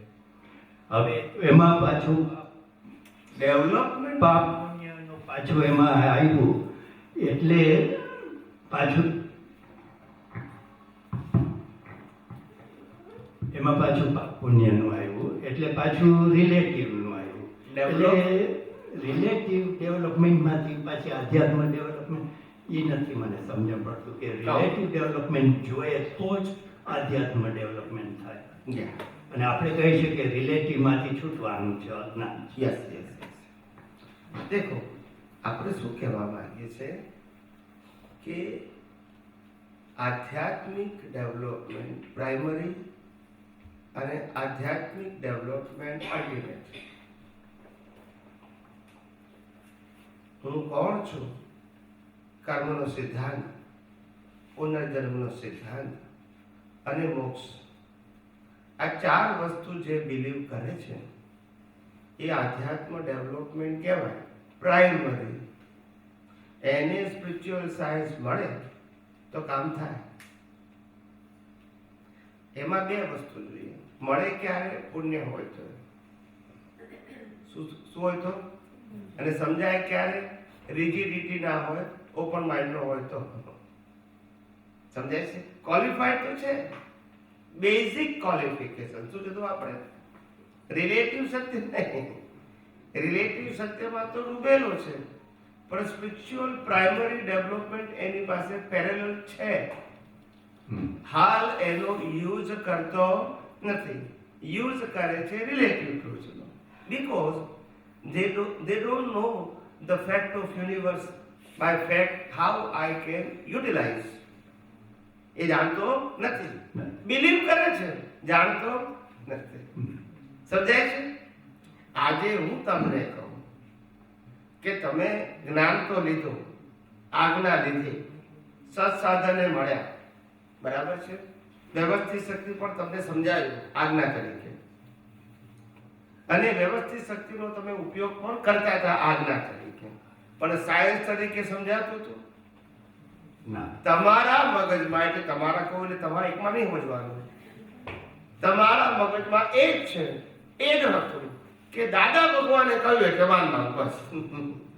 there is no subject of the science. આપણે શું કહીએ છીએ? હું કહું છું એ ના માનો, કુદરતનો કાનૂન શું કહે છે એ માનો. બોલતા નથી. મેં પૂછ્યું કે મારું સત્ય માનો. પણ દાદા એમ પણ કહ્યું છે કે અવસ્થા જ્યારે થાય છે ત્યારે આ તત્વની વાત પણ કરેલી છે. નહીં, ત્યાં વાત તો કરી છે, હમ. 6 તત્વની વાત કરી છે, પુનર્જન્મની વાત કરી, કર્મના સિદ્ધાંતની વાત કરી, મોક્ષની વાત કરી જ છે. કરી તો છે. અચ્છા, એક કન્ફ્યુઝ. મિનિટ, જૈન તત્વમાં 6 તત્વની વાત નથી? નવ તત્વની વાત આવે નહીં, છ તત્વ નથી? છ તત્વ છે પછી હું છ તત્વનું કહું છું. નવ તત્વ છે, 12 તત્વ છે, એ સબ કીધું છે, પણ છ તત્વ છે કે નહીં? છે. બીજા કેટલા છે એવું નથી કહેતો. આ છ છે કે નહીં? છે અચ્છા, કર્મ સિદ્ધાંત છે, છે પુનર્જન્મની વાત છે, છે મોક્ષની વાત છે, છે તોય કેમ ન સમજાતું વિજ્ઞાન? તોય કેમ ન સમજાતું? પ્રશ્ન શબ્દ રૂપે શું છે એ ઇમ્પોર્ટન્ટ. હમણાં તો વાત કરી સાહેબ કે ચોપડીના જ્ઞાનથી નિવેડો આવતો તે બધા મોક્ષે જતા રહ્યા હોય સાહેબ. It's a primary knowledge to know, પણ જો ગાઈડ કરનાર ના હોય તો યુ નેવર એપ્લાય. બરાબર એપ્લાય નહીં કરી શકશો, ઇન્ફોર્મેશન રૂપે રહેશે. એ હું તમારી સાથે પૂરેપૂરો એગ્રી થાઉં છું કે વાંચેલું છે પણ સમજણ નથી. એટલે છે તત્વ. એટલે જ્ઞાની પુરુષે કીધું એવું નહીં. શ્રીમદ રાજચંદ્રમાં પણ છતની વાત છે, વેદાંતમાં પણ છે, એ કુદરતની એ વાત છે, એવું નથી કે નથી. પ્રશ્ન મેટર તરીકે છે, ઇમ્પોર્ટન્ટ નથી. પ્રશ્ન presentation, Present. how the common people they can understand the science, apply the science and realize the science. That is the important thing. If the information is there but you cannot apply with your awareness, there is no value of the information. આજે મેં તમને કીધું 6 તત્વના વાત તમે જૈન ધર્મમાં જાણતા હતા, બરાબર છે, પણ તમારો ઉપયોગ શું કરતા હતા? તો કે કશું નહીં. તો જાણનારો મિનિંગ શું? હવે તમને ખબર પડી કે આ દુનિયા 6 તત્વોની બની છે, એ મન વચન કાયા પણ. So that is the value. બરાબર આ દુનિયા કુદરતી કાનૂન વિચારે છે, તો આ મન વચન કાયા પણ કુદરતી કાનૂન ચાલે છે. આ દુનિયા કુદરત અને કુદરતી કાનૂનથી બનેલી અવસ્થાઓને કુદરતી રચના કહેવાય, તો આ મન વચન કાયાની અવસ્થાને પણ કુદરતી રચના. માટે the nature and the body both are the equal and the body is a part of nature. બરાબર So the principle is the same. So as a thinker people, you have to know the fact of universe. correct. That is to be called a tally with nature and this body. આવું Tally કોણ કરે છે? એટલે information તો છે, પણ meaning શું એનો? એટલે સાયન્સ સમજવા માટે આખી પ્રક્રિયા તો અસર છે. તો જ આપણે ઇન્ફોર્મેશન નથી, હું ક્યાં કહું છું? સાયન્સ નથી સમજાયું. ધેટ ઇઝ આ ઇન્ફોર્મેશન નું ઇમ્પોર્ટન્સ શું એ કોણે કીધું? ભાઈ 6 તત્વોથી બની છે દુનિયા, ખરેખર સાચી વાત છે, એમાં કોણ ના પડે છે? બસ એવું કીધું કે આ શરીરે 6 તત્વોનું બન્યું છે, કુદરતી કાનૂનની વાત કરી. આ શરીર કુદરતી કાનૂનથી આલે તો કીધું ના કીધું? તો પ્રશ્ન એ છે, તમને આ આખું બ્રહ્માંડ અને પિંડ ફંડામેન્ટલી સેમ પ્રિન્સિપલ છે, માટે સમજવા જરૂરી છે. નહીં તો લોકોને પહેલા કહું કે મારે મોક્ષે જવું છે, તો આ 6 તત્વો, કુદરતી કાનૂન, કુદરતી રચનાની ક્યાં જરૂર છે મારે ભાઈ? યસ કે આમ જ હતું ને મગજમાં કે મારે મોક્ષે જવું છે, આત્મા જાણવું છે, બાપને જાણવું ક્યાં જરૂર છે? પણ આ નહીં જાણવું તો અજ્ઞાન જશે નહીં, તો પછી આત્માના અનુભવનો પ્રશ્ન આવતો નથી. આ તમને બધું મેં સાયન્સમાં ટેલી કરી આપ્યું. Because of this reason you have to know the fact of universe first. એને કેવળ દર્શન કહેવાય, અને કેવળ જ્ઞાન ત્યાર પછી થશે, નોટ બિફોર. અને કેવળ દર્શન વગર કેવળ જ્ઞાન હોય નહીં, એ પણ કીધું. અને પુરુષાર્થ માત્ર કેવળ દર્શન સુધી છે, કેવળ જ્ઞાનમાં નથી, એ પણ કીધું. અત્યાર સુધી આપણે કેવળ જ્ઞાન માટે પુરુષાર્થ કરું છું, આ સબ્જેક્ટ ગોખાઈ ગયો હતો જૈન ધર્મમાં પણ. કેવળ દર્શન માટે પુરુષાર્થ એ સબ્જેક્ટ હતો નહીં. આ વિજ્ઞાન બધું ખુલ્લું કર્યું કે પુરુષાર્થ કેવળ દર્શન સુધી હોય, કેવળ જ્ઞાનમાં પુરુષાર્થ ના હોય. એ બધાને રિઝલ્ટ રૂપે થાય. માટે જેને કેવળ દર્શન થવાનું છે એને તીર્થંકરે કહી શકે કે આવતા અવતારમાં એનું કેવળ જ્ઞાન થવાનું છે? ના કહી શકે, કારણ કે ફિક્સ છે. જેને કેવળ જ્ઞાન થવાનું છે એ તો રિઝલ્ટ છે. કેવળ દર્શન રિઝલ્ટ નથી. આ બધું વિજ્ઞાને ખુલાસો કર્યો. ત્યારે તમને સમજાયું કે આ બધું જાણવાની અને એનો ઉપયોગ કરવાની અને અનુભવ કરવાની શું વેલ્યુ છે, એ આ વિજ્ઞાને કીધું. એ તો કોણે રસ હોય સાહેબ? 6 તત્વોનું જાણીને શું કરવું છે મારે? એવું થાય ને. એ કુદરતી કાનૂન મારે શું જાણવું છે કે છે આ જ થાય. આ તો મેં તમને ટેલી કરી આપ્યું. ના એ તો બરાબર છે. એટલે હવે કન્ફ્યુઝન ના આવ્યું. બ્રહ્માંડ જેમ કાનૂનથી ચાલે છે, એ મન વચન કાયા કાનૂન ચાલે છે, એમાં આપણે શું કરી શકીએ? કરી શકીએ કશું? કાંઈ પછી ઉપાધિની ક્યાં જરૂર છે?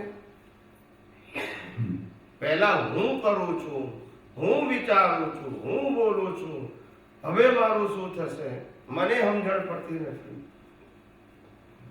આ બધી તકલીફ હતી. હું ભોગવું છું. હવે ખબર પડી ગઈ કે ભોગવનારો હું નથી, કરનારો હું નથી. ખ્યાલ આવ્યો? અને મન વચન કાયા હું નથી, ને જન્મ મરણ મૃત્યુ પણ મારા નથી. શ્વાસો શ્વાસે મારા નથી. આ શરીરે મારું નથી. શેની ઉપાધિ કરું છું? એટલે રિલેક્સ થયા. હવે શું થયા? સાચા અર્થમાં બાય ફેક્ટ તમે રિલેક્સ થયા. જે મુક્ત પુરુષો જીવનમાં બધા જ પ્રકારના સંજોગો સાથે મુક્ત રહેતા હતા, અનુભવી જ્ઞાની તરીકે, એવી રીતે આજે તમને મુક્ત રહેવાની દ્રષ્ટિ મળી ગઈ. હવે તમે જેટલો પુરુષાર્થ કરશો એટલો તમારો પોતાનો અનુભવ. યસ કે નો?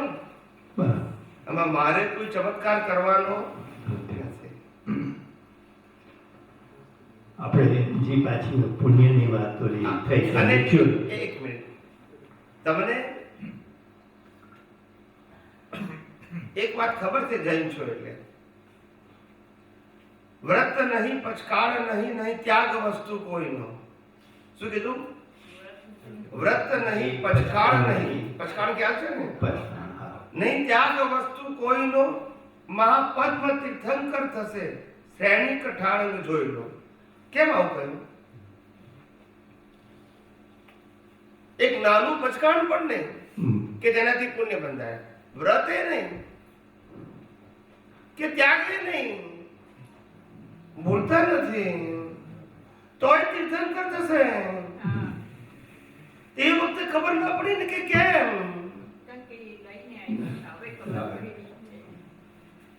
ના,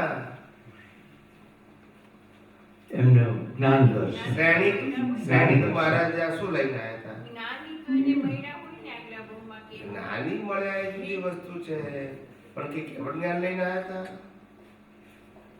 ના, કેવળ જ્ઞાન તો તો પછી તોય તીર્થંકર થયા ને, તો થવાનું નક્કી થઈ ગયું ને. હા, પણ એ તો આ અવતારમાં વ્રત નહીં, તપ નહીં, પચકાળ નહીં, ત્યાગ નહીં, તોય તીર્થંકરનું બીજ બાંધ્યું અને તીર્થંકર થવાના નેક્સ્ટ મનુષ્યમાં. પણ સ્વામીજી, એ તો બીજ લઈને આવેલા હોય ને, એટલે તો મહાવીર ભગવાને એમના દર્શનમાં જોયું. બીજ લઈને ના આવ્યા હોય, બીજ એ અવતારમાં પડ્યું હોય.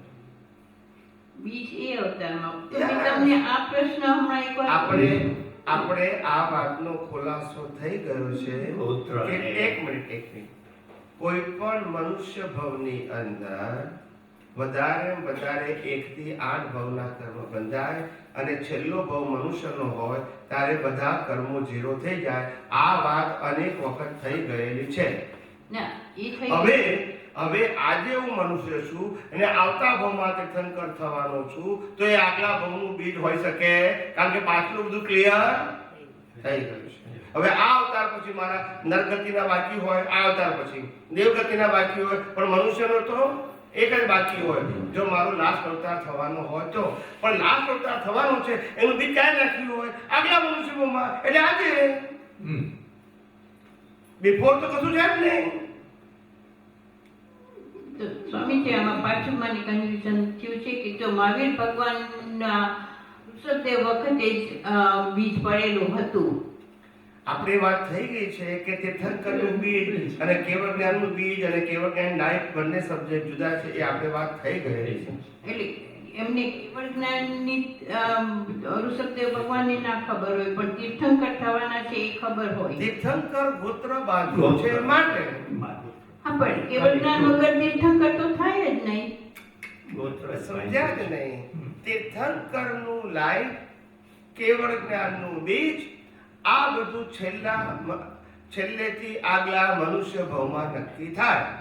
ખાલી તીર્થંકરનું બીજ પડ્યું છે. અચ્છા. અને ભગવાન તીર્થંકર થવાના છે.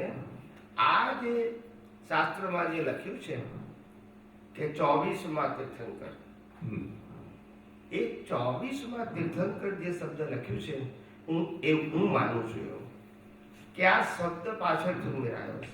તીર્થંકર ગોત્ર બોલ્યા છે, તું તીર્થંકર થવાનું છે, પણ પછી તો બધું એડ થાય, કારણ કે વસ્તુ બની ગઈ ને. હવે તો બની ગઈ તો આપણે કહેવાય ને, બરાબર.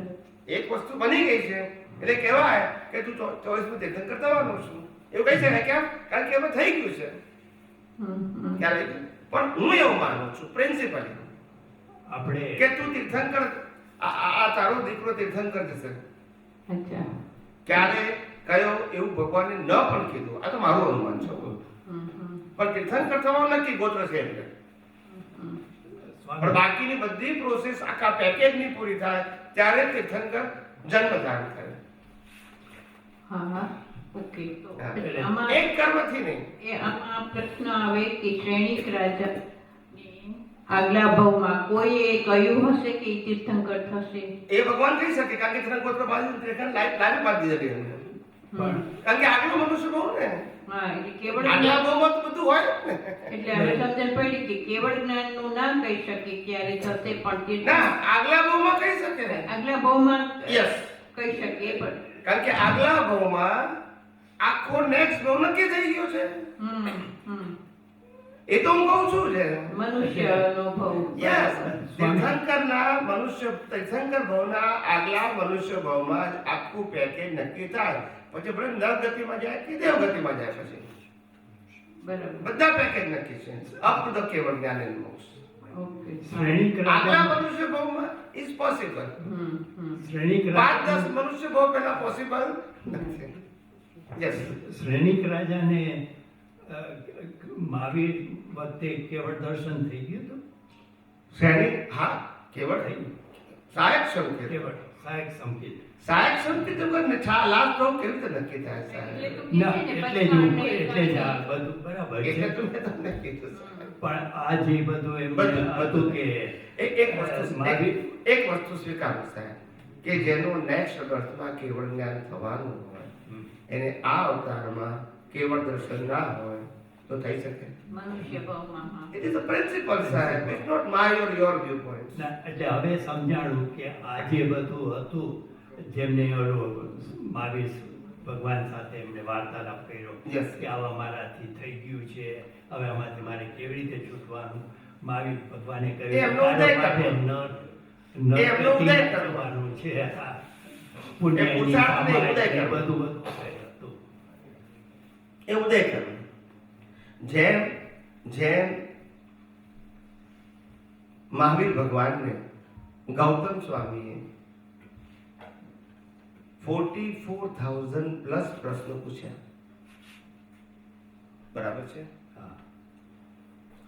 હવે આટલા બધા પ્રશ્નો પૂછ્યા પછી કેવળ જ્ઞાન અને મોક્ષ ગયા. એ જ અવતાર સેમ મહાવીરને બંને એક જ અવતારમાં ગયા, બરાબર છે? બરાબર. તો આપણો પ્રિન્સિપલ એવું કહે છે કે લાસ્ટ બર્થમાં તો સ્પષ્ટ વેદન હોય, તો પછી પ્રશ્ન કેમ પૂછ્યા? ત્યારે વિજ્ઞાને વાત કરી કે મહાવીર ગૌતમ બેના ઉદય કર્મ, અને એ ઉદય કર્મથી બેને તો બેનિફિટ ના થયો, પેનની ચોપડીઓથી આપણને બેનિફિટ થયો. બેનું તો ફિક્સ હતું, મોક્ષે જવાનું, એટલે એ લોકો માટે સબ્જેક્ટ નતો. પણ જે બીજ લઈને આવ્યા હતા મહાવીરને સમજાવવાનું અને આને પ્રશ્ન પૂછવાનું, એ બીજ જે રૂપકમાં આવ્યું એને દુનિયાએ તો રેકોર્ડ કર્યું ને, સાંભળ્યું ને, એટલે એ પછી પરંપરા ચાલે. પેલા બધા એ તો બંને મોક્ષે ગયા. બરાબર. ખ્યાલ આવે? એવું છે ને કૃષ્ણ ભગવાન અને અર્જુન. અર્જુને આટલા બધા પ્રશ્નો પૂછે તારે તો ગીતા નીકળી. અર્જુન એ જ ભાવે મોક્ષે ગયા, માટે કુદરતી રચના ઉદય કરવા. આ પ્રિન્સિપલ સમજવાનું. શું સમજવાનું? બરાબર છે. એટલે આપણે તો પ્રિન્સિપલ ચોપડીમાં- સમજશો તો વિજ્ઞાન સમજવું સહેલું છે. ના, હવે સમજાણું. કારણ કે ચોપડીમાં એમ લખેલું હોય છે તો ચોપડીમાં જ એવું લખે. તીર્થંકર ભગવાનના દર્શન કરવાથી જ સીધું મોક્ષ થઈ જાય છે.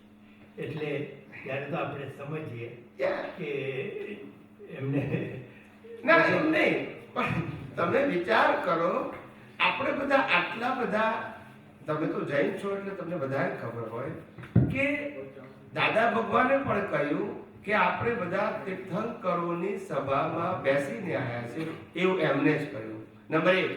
નંબર 2, એમણે જ કહ્યું કે ઋષભદેવ ભગવાન ભક્તિ પણ અમે હતા. બરાબર છે. આ સિવાય નંબર 3, કેટલાય લોકો મહાવીર ભગવાન હતા ત્યારે બધા મોક્ષે ગયા નથી. એટલે દર્શન ઇઝ ઇક્વલ ટુ મોક્ષ. કોઈ જગ્યાએ ટેલી નથી થતું, એમ કહું છું. બરાબર. ટેલી થવું જોઈએ એને. તમે બોલો એનો વાંધો નથી, પણ ટેલી થવું જોઈએ. એટલે ઘણાની હજી એમ જ માન્યતા છે હા, કે તીર્થંકર ભગવાનના દર્શન થઈ જાય એટલે થઈ ગયું. બરાબર છે. એ પણ એનું લોકો ક્વોલિફિકેશન લૌકિક ભાષામાં જેને જે કહેવું હોય તે કહે, અને એનો અધિકાર છે. ખ્યાલ આવી ગયો.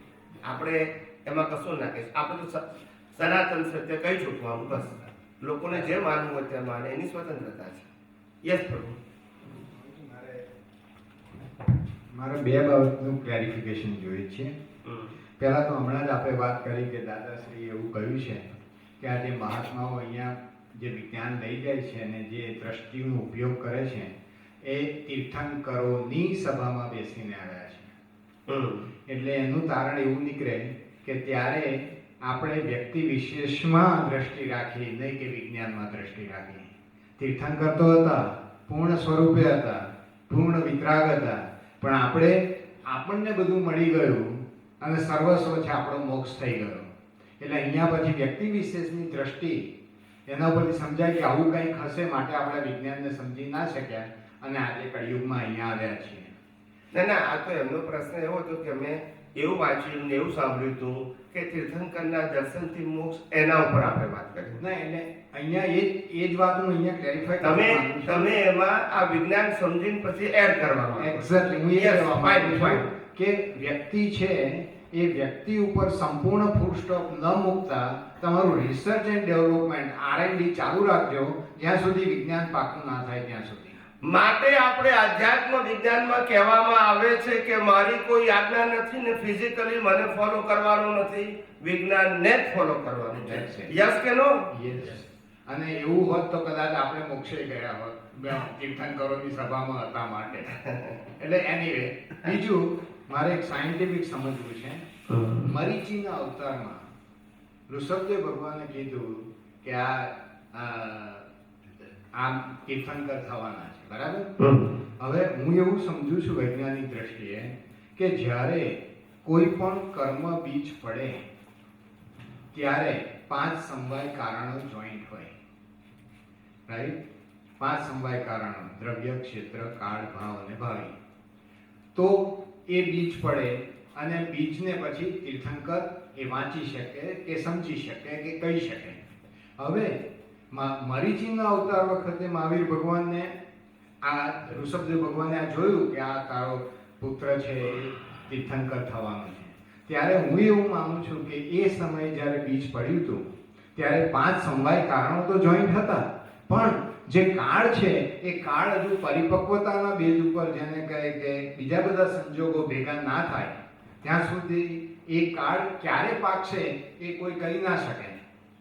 પણ એ 5 સમવાય કારણો તો ઓલરેડી જોઈન્ટ હતા જ. એમ આઈ રાઈટ? બધું સાથે જ જોઈએ. આપણે દ્રવ્ય પણ જોઈએ, એ રીતનું શરીર જોઈએ, એ સંજોગ જોઈએ, સ્થળ જોઈએ, એ સમય જોઈએ, બધું જ જોઈએ. ભાવ જોઈએ. ભાવ એટલે એ પદ પામવા માટેની ફૂલ્લી મેચ્યોરિટી, બરાબર? અને ભાવ એટલે પછી અવસ્થા આવી તે. એટલે આ બધી જ વસ્તુ, જેમ સિમ્પલ વાત છે કે જ્ઞાની પુરુષ દાદા ભગવાને પણ 2 વ્યક્તિઓને ભાવિ તીર્થંકર કહ્યું છે. ઓફિશિયલ વાત કરું છું. ઓકે, ક્યારે શું એ આપણને ખબર નથી. હવે તે ભાવિ તીર્થંકર કીધું, તીર્થંકર શબ્દ વાપર્યો અને તીર્થંકર ભાવિ કીધું, અત્યારે તો હોય નહીં ના, ભાવિ છે એટલે એમને પણ બીજને આધારે કીધું હશે ને. બિલકુલ. પણ એની પરિપક્વતા શું છે એ કીધું નથી. ખ્યાલ આવી ગયું? ગમે ત્યારે થઈ શકે એ બીજની બીજી બધી વસ્તુઓ ભેગી થાય ત્યારે. એક્ઝેક્ટલી. રૂપકમાં આવવા માટે એક ખાલી એવિડન્સથી નહીં. એટલે એવું કહી શકાય કે જે 5 સમવાય કારણો તો ઓલરેડી છે, પણ એ 5 સમવાય કારણો પૂરા કરવા માટેના સંજોગો Yeah. એ ભેગા ના એ થાય ભૂમિકા જોઈએ ને. ત્યાં સુધી એ સ્થૂળમાં ના આવે.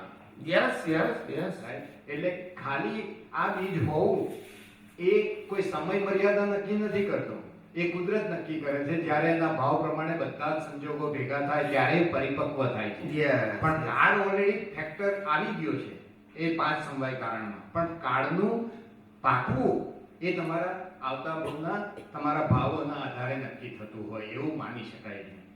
Is it correct? કરેક્શન. જય શ્રી પ્રશ્ન એવું નથી કે તમે બુદ્ધિશાળી છો કે નહીં. પ્રશ્ન એવું નથી કે તમે ઇન્ડસ્ટ્રીયાલિસ્ટ છો કે નહીં. પ્રશ્ન એવું નથી કે તમે બહુ મોટા મોટા કામ કરી શકો એવી ક્ષમતાવાળા છો કે નહીં. પ્રશ્ન એ કે તમારું પુણ્ય એવું છે કે લોટરીની ટિકિટ લાગવાની હોય તો પછી આ બધાની જરૂર બોલતા નથી. તમે ભણેલા છો કે નહીં, તમે આવડત છે કે નહીં, તમે ઇન્ડસ્ટ્રીયાલિસ્ટ છો કે નહીં, તમે રિસ્ક ઉઠાવી સક્ષમ છો કે નહીં, એ બધાની જરૂર નથી. જો તમે વિશિષ્ટ પ્રકારનું પુણ્ય ધરાવો છો તો આ બધું ના હોય તો પૈસા આવે. એટલે આને ક્વોલિફિકેશન કહેવાય, ઇન્ડિવિડ્યુઅલ સબ્જેક્ટ. એમ દરેક સબ્જેક્ટને પરિપક્વતા જોઈએ.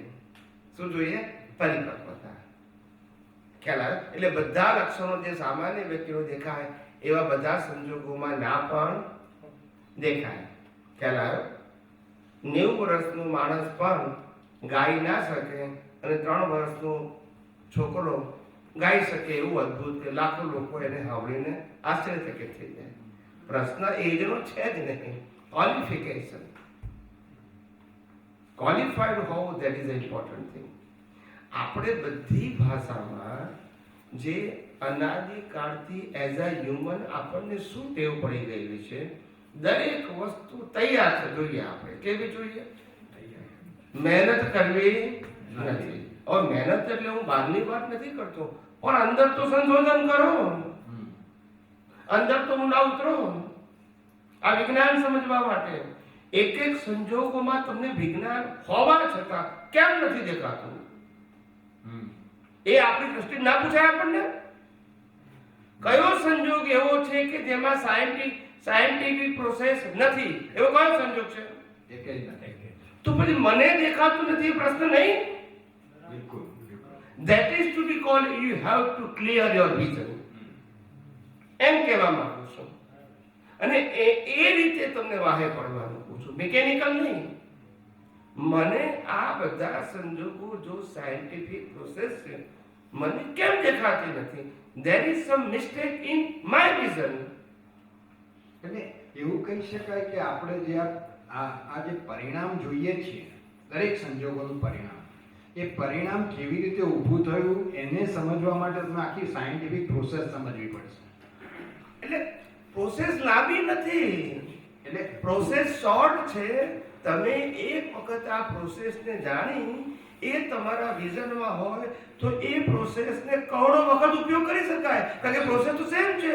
દર વખતે સાયન્ટિફિક પ્રોસેસ બદલાતી નથી, સંજોગો બદલાય, પણ સાયન્ટિફિક પ્રોસેસ સેમ છે. કુદરતનો કાનૂન એક છે, કુદરતના 6 તત્વો એક છે અને એનાથી બનેલી કુદરતી રચના પણ એક જ છે. અવસ્થા બદલાય છે પણ એ આના આધારે જ છે, 6 તત્વો અને કાનૂનને આધારે જ છે. એટલે તમે એકવાર તમારા વિઝનમાં યથાર્થ સમજણથી જે વિઝન ફિટ કર્યું છે એ કરોડો વખત ઉપયોગ કરવાનું કોણ ના પાડે છે? બદલાવાનું નથી, નવું તો કરવાનું નથી. સંજોગ નવા છે પણ સાયન્સ તો એક જ છે ને. પણ it's require the practice with values and interest. એટલે પ્રોસેસ સેમ છે to apply in every circumstance. Yes. મેં ઘણી વખત દાખલો આપ્યો છે, તમે સાંભળતા હશો સત્સંગમાં, કે પાણીનો ગ્લાસ પીવો તો પણ સાયન્ટિફિક વિઝનથી જોઈ શકો. યસ કે નો? બ્રશ કરતા હોય તો પણ સાયન્ટિફિક વિઝનથી હું જોવાની વાત કરું છું, કોઈ ક્રિયાની વાત નથી કરતો. હું જ્ઞાન દર્શનના ઉપયોગની વાત કરું છું. એ તો ગમે તે પરિસ્થિતિમાં કરે, પણ આપણે કાચા પડી જઈએ છીએ. મેં કીધું તેમ જ્ઞાની પુરુષ દાદા ભગવાને કહેતા હતા, મને ખબર છે એમ. આપણે કેમ કે 5 આજ્ઞાનો ઉપયોગ કરે છે, ના પણ મને ખબર છે 5. એટલે ખબર ને શું કરવાની ભાઈ? ઉપયોગ કરીશ તો અનુભવ થશે કે ખબર છે એટલે અનુભવ થશે? ખ્યાલ? એટલે આ બધી વસ્તુ સમજવી પડશે સાહેબ. હોવું અને ઉપયોગ કરવો એ બંને વસ્તુ જુદી છે. હોવું ઇઝ યોર બેલેન્સ અને ઉપયોગ કરવો એ તમારો પોશાક છે. તો જ થર્ડ સ્ટેપ એક્સપિરિયન્સ થશે. હોવાથી એક્સપિરિયન્સ નહીં થાય. અને આધ્યાત્મ વિજ્ઞાન એ અનુભૂતિનો વિષય છે, ક્રિયાનો વિષય નથી. કોઈ પણ અવસ્થાથી તમે સાયન્ટિફિક પ્રોસેસના જ્ઞાન દર્શનથી મુક્ત રહો છો. That is your experience of at that time.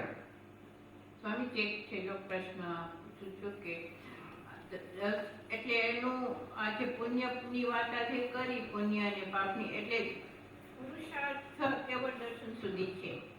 તો પુરુષાર્થ માટે પુણ્ય જોશે જ, બરાબર છે ને? Okay, so all the time એટલે પુરુષાર્થ માટે પુણ્ય નહીં જોવે. તો પછી ભેગું થવા માટે પુણ્ય, સંજોગ ભેગો થવા માટે પુણ્ય જોઈએ.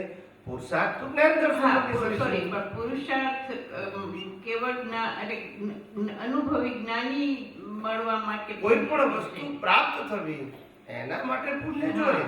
એટલે તો જ પુરુષાર્થ કેવળ દર્શન સુધી પહોંચી શકાય. યસ. ઓકે, ના તો પૂછવું શું પણ? ના એ જ હતું કે કન્ફર્મ કરવું કે અમારા પુરુષાર્થમાં પુણ્ય જોશે કે જ્ઞાનીને ભેટો થવામાં પુણ્ય જોશે? જ્ઞાનીને ભેટો. પુરુષાર્થમાં થોડું પુણ્ય. પુરુષાર્થ તો you have to apply and mature your vision, because the science is the same. But still first મારે comes નવું the નવું science punya. આપવાનું છે. No, but I'm saying first comes the punya. પછી ઓલું પુરુષાર્થ આવે ને. પુણ્ય વગર જ્ઞાની ના મળે તો એના વગર પુરુષાર્થ ના થાય. પણ તીર્થંકર મળ્યા પછી રખડીએ એનું શું? તે- એ પાછું બીજું કારણ. ના પણ એ ત્યારે પુણ્ય ના હોય ને. તો એમને મળ્યા પુણ્ય મળ્યા પણ બીજું પુણ્ય કાચું પડ્યું સમજવાનું કે બીજું બધું, એટલે એ that is what my understanding. સમજવું એ શબ્દ ક્યારે પુણ્ય માટે ના વપરાય. હંમેશા ધ્યાન રાખવાનું કે અવેરનેસ એન્ડ રિસીવ શબ્દ માટે ડેબિટ એન્ડ ક્રેડિટ સબ્જેક્ટ આવે, પણ રિયલાઇઝ એન્ડ એપ્લિકેશન માટે અવેરનેસ શબ્દ આવે. અવેરનેસ આવે. પણ તો એ હું આપણા પુણ્યની વાત કરતા એમ કેમ કે પેલા પુણ્ય પેલા જોશે પછી આગળ વધારશે. એ બરાબર છે, પણ પુણ્યથી પ્રાપ્ત થયા પછી જો પુરુષાર્થ નહીં કરો તો એક્ઝેક્ટલી, હા. એટલે એકડા વગરના મેળા. આજે આપણને જ્ઞાનીકૃત દાદા ભગવાન મળી ગયા, વાત સાચી છે, ને આપણું પુણ્ય હતું એ કબૂલ કરું છું, પણ વિજ્ઞાન ના સમજ્યા તો બરાબર, વિજ્ઞાન ના સમય જાય તમે મળ્યા. એમને આમ જનરલ વાત કરું છું, I am not talking about individual. પણ ના મળે તો હવે તમને દાદા ભગવાન મળી ગયા, જ્ઞાન મળ્યું, આજ્ઞા મળ્યું, મારે તો બધું જ મળી ગયું, પણ તમે પછી ઉપયોગ જ ના કરો તો, વિજ્ઞાન ના સમજો તો એ શું કરે એમ. એટલે મારો કહેવાનો મતલબ એટલું ઇઝી નથી. તમે બધા કેટલા બધા હાઈ લેવલના પુણ્યશાળી છો એ ભવિષ્યમાં તમને ખબર પડશે, જ્યારે દુનિયાના લોકો કહેશે ત્યારે કે આવું વિજ્ઞાન પામવા માટે તો અમે કેટલા અવતારોથી રાહ જોઈ રહ્યા હતા. આ લેવલનું વિજ્ઞાન કળિયુગમાં હોવું એ આશ્ચર્ય છે, બરાબર છે. અને એ આપણને મળવું એ બીજું ઇન્ડિવિડ્યુઅલ આશ્ચર્ય છે. કેટલાય યોગીઓ ધ્યાન કરનારા, ચક્રનું ધ્યાન કરનારા, મેડિટેશન કરનારા બચારા ખોળી રહ્યા છે કે આપણને કંઈક દેખાય, કંઈક દે, પણ કંઈ ના દેખાય. કંઈક એને એમ લાગે કે આમ દેખાશે, એવું નથી. એ ફિઝિકલ આંખનો પ્રશ્ન નથી. મેં કેટલી વખત કીધું છે કે દર્શનને 5 સેન્સીસ સાથે કોઈ લેવા દેવા નથી. It's a matter of your vision, clarity of your vision, and vision is connected with your developed gyan and darshan. એમાં ઇન્દ્રિયોનો પ્રશ્ન નથી. એમને તો આંખોથી જોવું છે, કેમ દેખાય કે ફિઝિકલ વસ્તુ છે કે તો પછી. એટલે આ માણસને હજુ એ ખબર નથી પડતી કે જે અજ્ઞાનના આવરણ અવરોધક છે એ નથી ખબર પડતી. આ પહેલી વસ્તુ. અને બીજી એ નથી ખબર પડતી કે અજ્ઞાન એટલે રિલેટિવ સત્ય એ નથી ખબર પડતી. આ બે ના ખબર પડે તો આગળ કેમ ન વધે? સમજાય છે? એને રિલેટિવ સત્યના જ્ઞાનથી સનાતન સત્ય ખોરવું છે. મળશે? ના તો પ્રશ્ન એ છે એની બેરિયર કોણ તોડી આપે? અનુભવી સિવાય કોણ તોડી આપે? એ જે બેરિયર તોડવાની રિલેટિવ સત્યની એ કોણ તોડી આપે? બચારો મજૂરી કરે, મહેનત કરે, પણ રિઝલ્ટ આવે નહીં. સમજાય છે ને? એવું છે. દાદા ભગવાન કહેતા હતા કે બચારો ઘાસીનો બળદ શું કહે છે? તે ડાબડા બાંધ્યા હોય અને પેલી ખૂંટી ભરાયેલી હોય તે પછી ઘાસી એને પેલું પીલવા માટે બધી વસ્તુ નાખે પેલું પીલાયા કરે. તે આખો હવારથી હાથ સુધી ગોળ ગોળ ફરે. આપણી ભાષામાં એને એમ લાગે કે હું તો ચાલું છું. એને એમ લાગે કે હવે હું સવારથી નીકળ્યો તો 5-10 માઇલ ચાલ્યો હોય, પણ ડાબડા ખોલે તો ત્યાંનો ઘાસીના બળદ જેવો ત્યાંનો ત્યાં જેટલી રિલેટિવ સત્યમાંથી બહાર નીકળ્યો એ ઘાસીનો બળદ જ છે.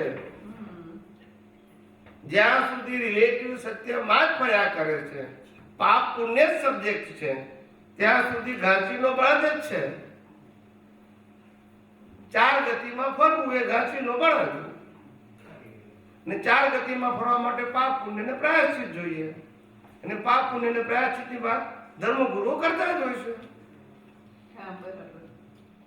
ક્યારે પણ એ ઘાસીના બળદ 4 ગતિમાં ફર્યા જ કરવાનું. વધારે પુણ્ય થાય તો દેવ ગતિમાં જાય, ઓછું પુણ્ય થાય તો મનુષ્ય ગતિમાં આવે, ઓછું પાપ થાય તો પશુઓનીમાં જાય, અને વધારે પાપ થાય તો નર ગતિમાં જાય. પણ 4 ગતિમાં ફર્યા કરવાનું. એનું નામ ઘાસીનો બળદ. એને એમ લાગે મેં કેટલી પ્રગતિ કરી, દેવલોકમાં ગયો, પાછો ત્યાંનો પાછો મનુષ્યમાં પાછા આવવાનું. એમ જ્ઞાની પુરુષના વિઝનમાં એના શબ્દોની તમે સિરિયસનેસ સમજો. એ ઘાસીના બળદ બોલે છે એની પાછળ બહુ મોટો મેસેજ હોય, પણ આપણને મેસેજ પકડાય આપણે ખાલી શબ્દ જ જોઈએ. એ કહે છે કે આ 4 ગતિમાં ફરે છે બધા ઘાસીના બળદ જ છે. આમાંથી બહાર નીકળતા ગમે એટલું પાપ કરે, પુણ્ય કરે, પ્રાયશ્ચિત કરે, પણ આમાંથી બહાર નીકળતા એટલે સમજે રિફાઇન વર્ડ છે સંસાર ચક્ર. એ સંસાર ચક્ર એ 4 ગતિ કો સંસાર ચક્ર કો આ તો ઘાસીનો બળદ જરા ભારે શબ્દ. મીનિંગ એક જ છે, પણ જ્ઞાનીઓ જરા તમારી આંખો ઉગાડવા માટે આવો ભારે શબ્દ બોલે. હા, એટલે આપણે જૈનમાં દર્શન કરી વિધિઓનો સાધ્યો કરાવે છે એટલે ત્યારે જ જે સમજાવે છે કે આ સંસાર ચક્રમાં તમે ફરો છો, પણ કેમ નીકળવું એ નથી ખબર પડતી. હા, એ તો બરાબર છે. એટલે આ તો મેં કીધું ને કે તમે લોકોએ આ જ્યારે વિજ્ઞાન સમજી રહ્યા છો, હા, ત્યારે તમને વિશ્વના લોકો સાથે ભવિષ્યમાં તમે મોટા મોટા પંડિતો સાથે જ્યારે વિજ્ઞાનની વાત કરશો અને એ જ્યારે તમારી વાત ઉપર આફરીન થશે ત્યારે તમને ખબર પડશે કે તમને કેટલું હાયર લેવલનું વિજ્ઞાન મળ્યું છે. જે તમે બીજાને કહો છો તો એ તમારા ઉપર આફરીન થઈ જાય છે. સમજાય છે? હું આ કહેવા માંગુ છું. એટલું આ મેં એટલે જ કીધું કે આ કળિયુગનું વિજ્ઞાન જ નથી, આ તો એક્સેપ્શનલ ખુલી ગયું છે. ભલભલા જ્ઞાનીઓ થાકી ગયા છે ને આ વિજ્ઞાન કહેવામાં. સમજાય છે કે નહીં? આ વિજ્ઞાન ખુલવું એ કે મારી શક્તિનો પ્રશ્ન નથી, મારી ક્વોલિફિકેશન હશે અને મારો ઇન્ટેન્શન પાવરફુલ હશે તે કુદરતે આ સંજોગ આપ્યો છે. મારી ક્વોલિફિકેશન હોય, ઇન્ટેન્શન ના હોય તોય ના નીકળે. સમજાય છે? મારી પાસે અનુભવ જ્ઞાન તો હોય, પણ મારો આશય શું છે? સમજશે નહીં સમજે, સમજે કે નહીં સમજે, હશે ના સમજે કઈ નહીં, ધાર્મિક વાતો કરો. આવો મારો આશય ગયા અવતારમાં હોય તો કુદરત સંજોગ કેવો આપે? એવો જ આપે ને. મને જે અવતારમાં કોન્ફિડન્સ ના હોય બીજ વખતે તો ફળ કેવું આવે? એવું જ આવે. તે ગયા અવતારમાં કોન્ફિડન્સ હશે એનું આ રિઝલ્ટ છે.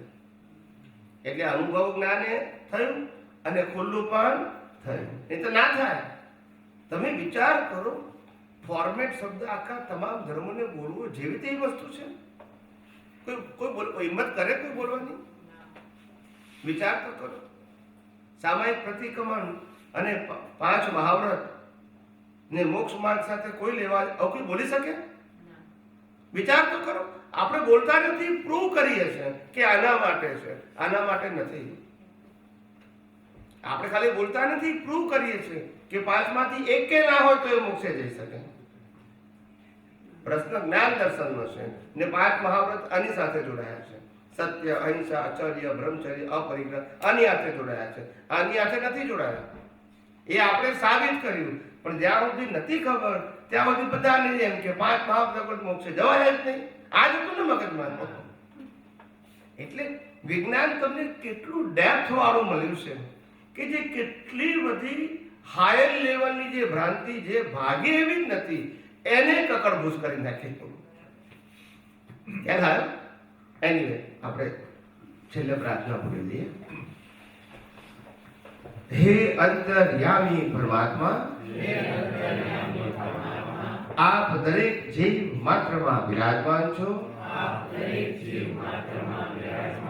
તેમજ મારામાં પણ બિરાજેલા છો. આપનું સ્વરૂપ એ જ મારું સ્વરૂપ છે. મારું સ્વરૂપ શુદ્ધાત્મા છે. હે શુદ્ધાત્મા ભગવાન, હું આપને અભેદ ભાવે અત્યંત ભક્તિપૂર્વક નમસ્કાર કરું છું. અજ્ઞાનતાએ કરીને, અજાગૃતિએ કરીને,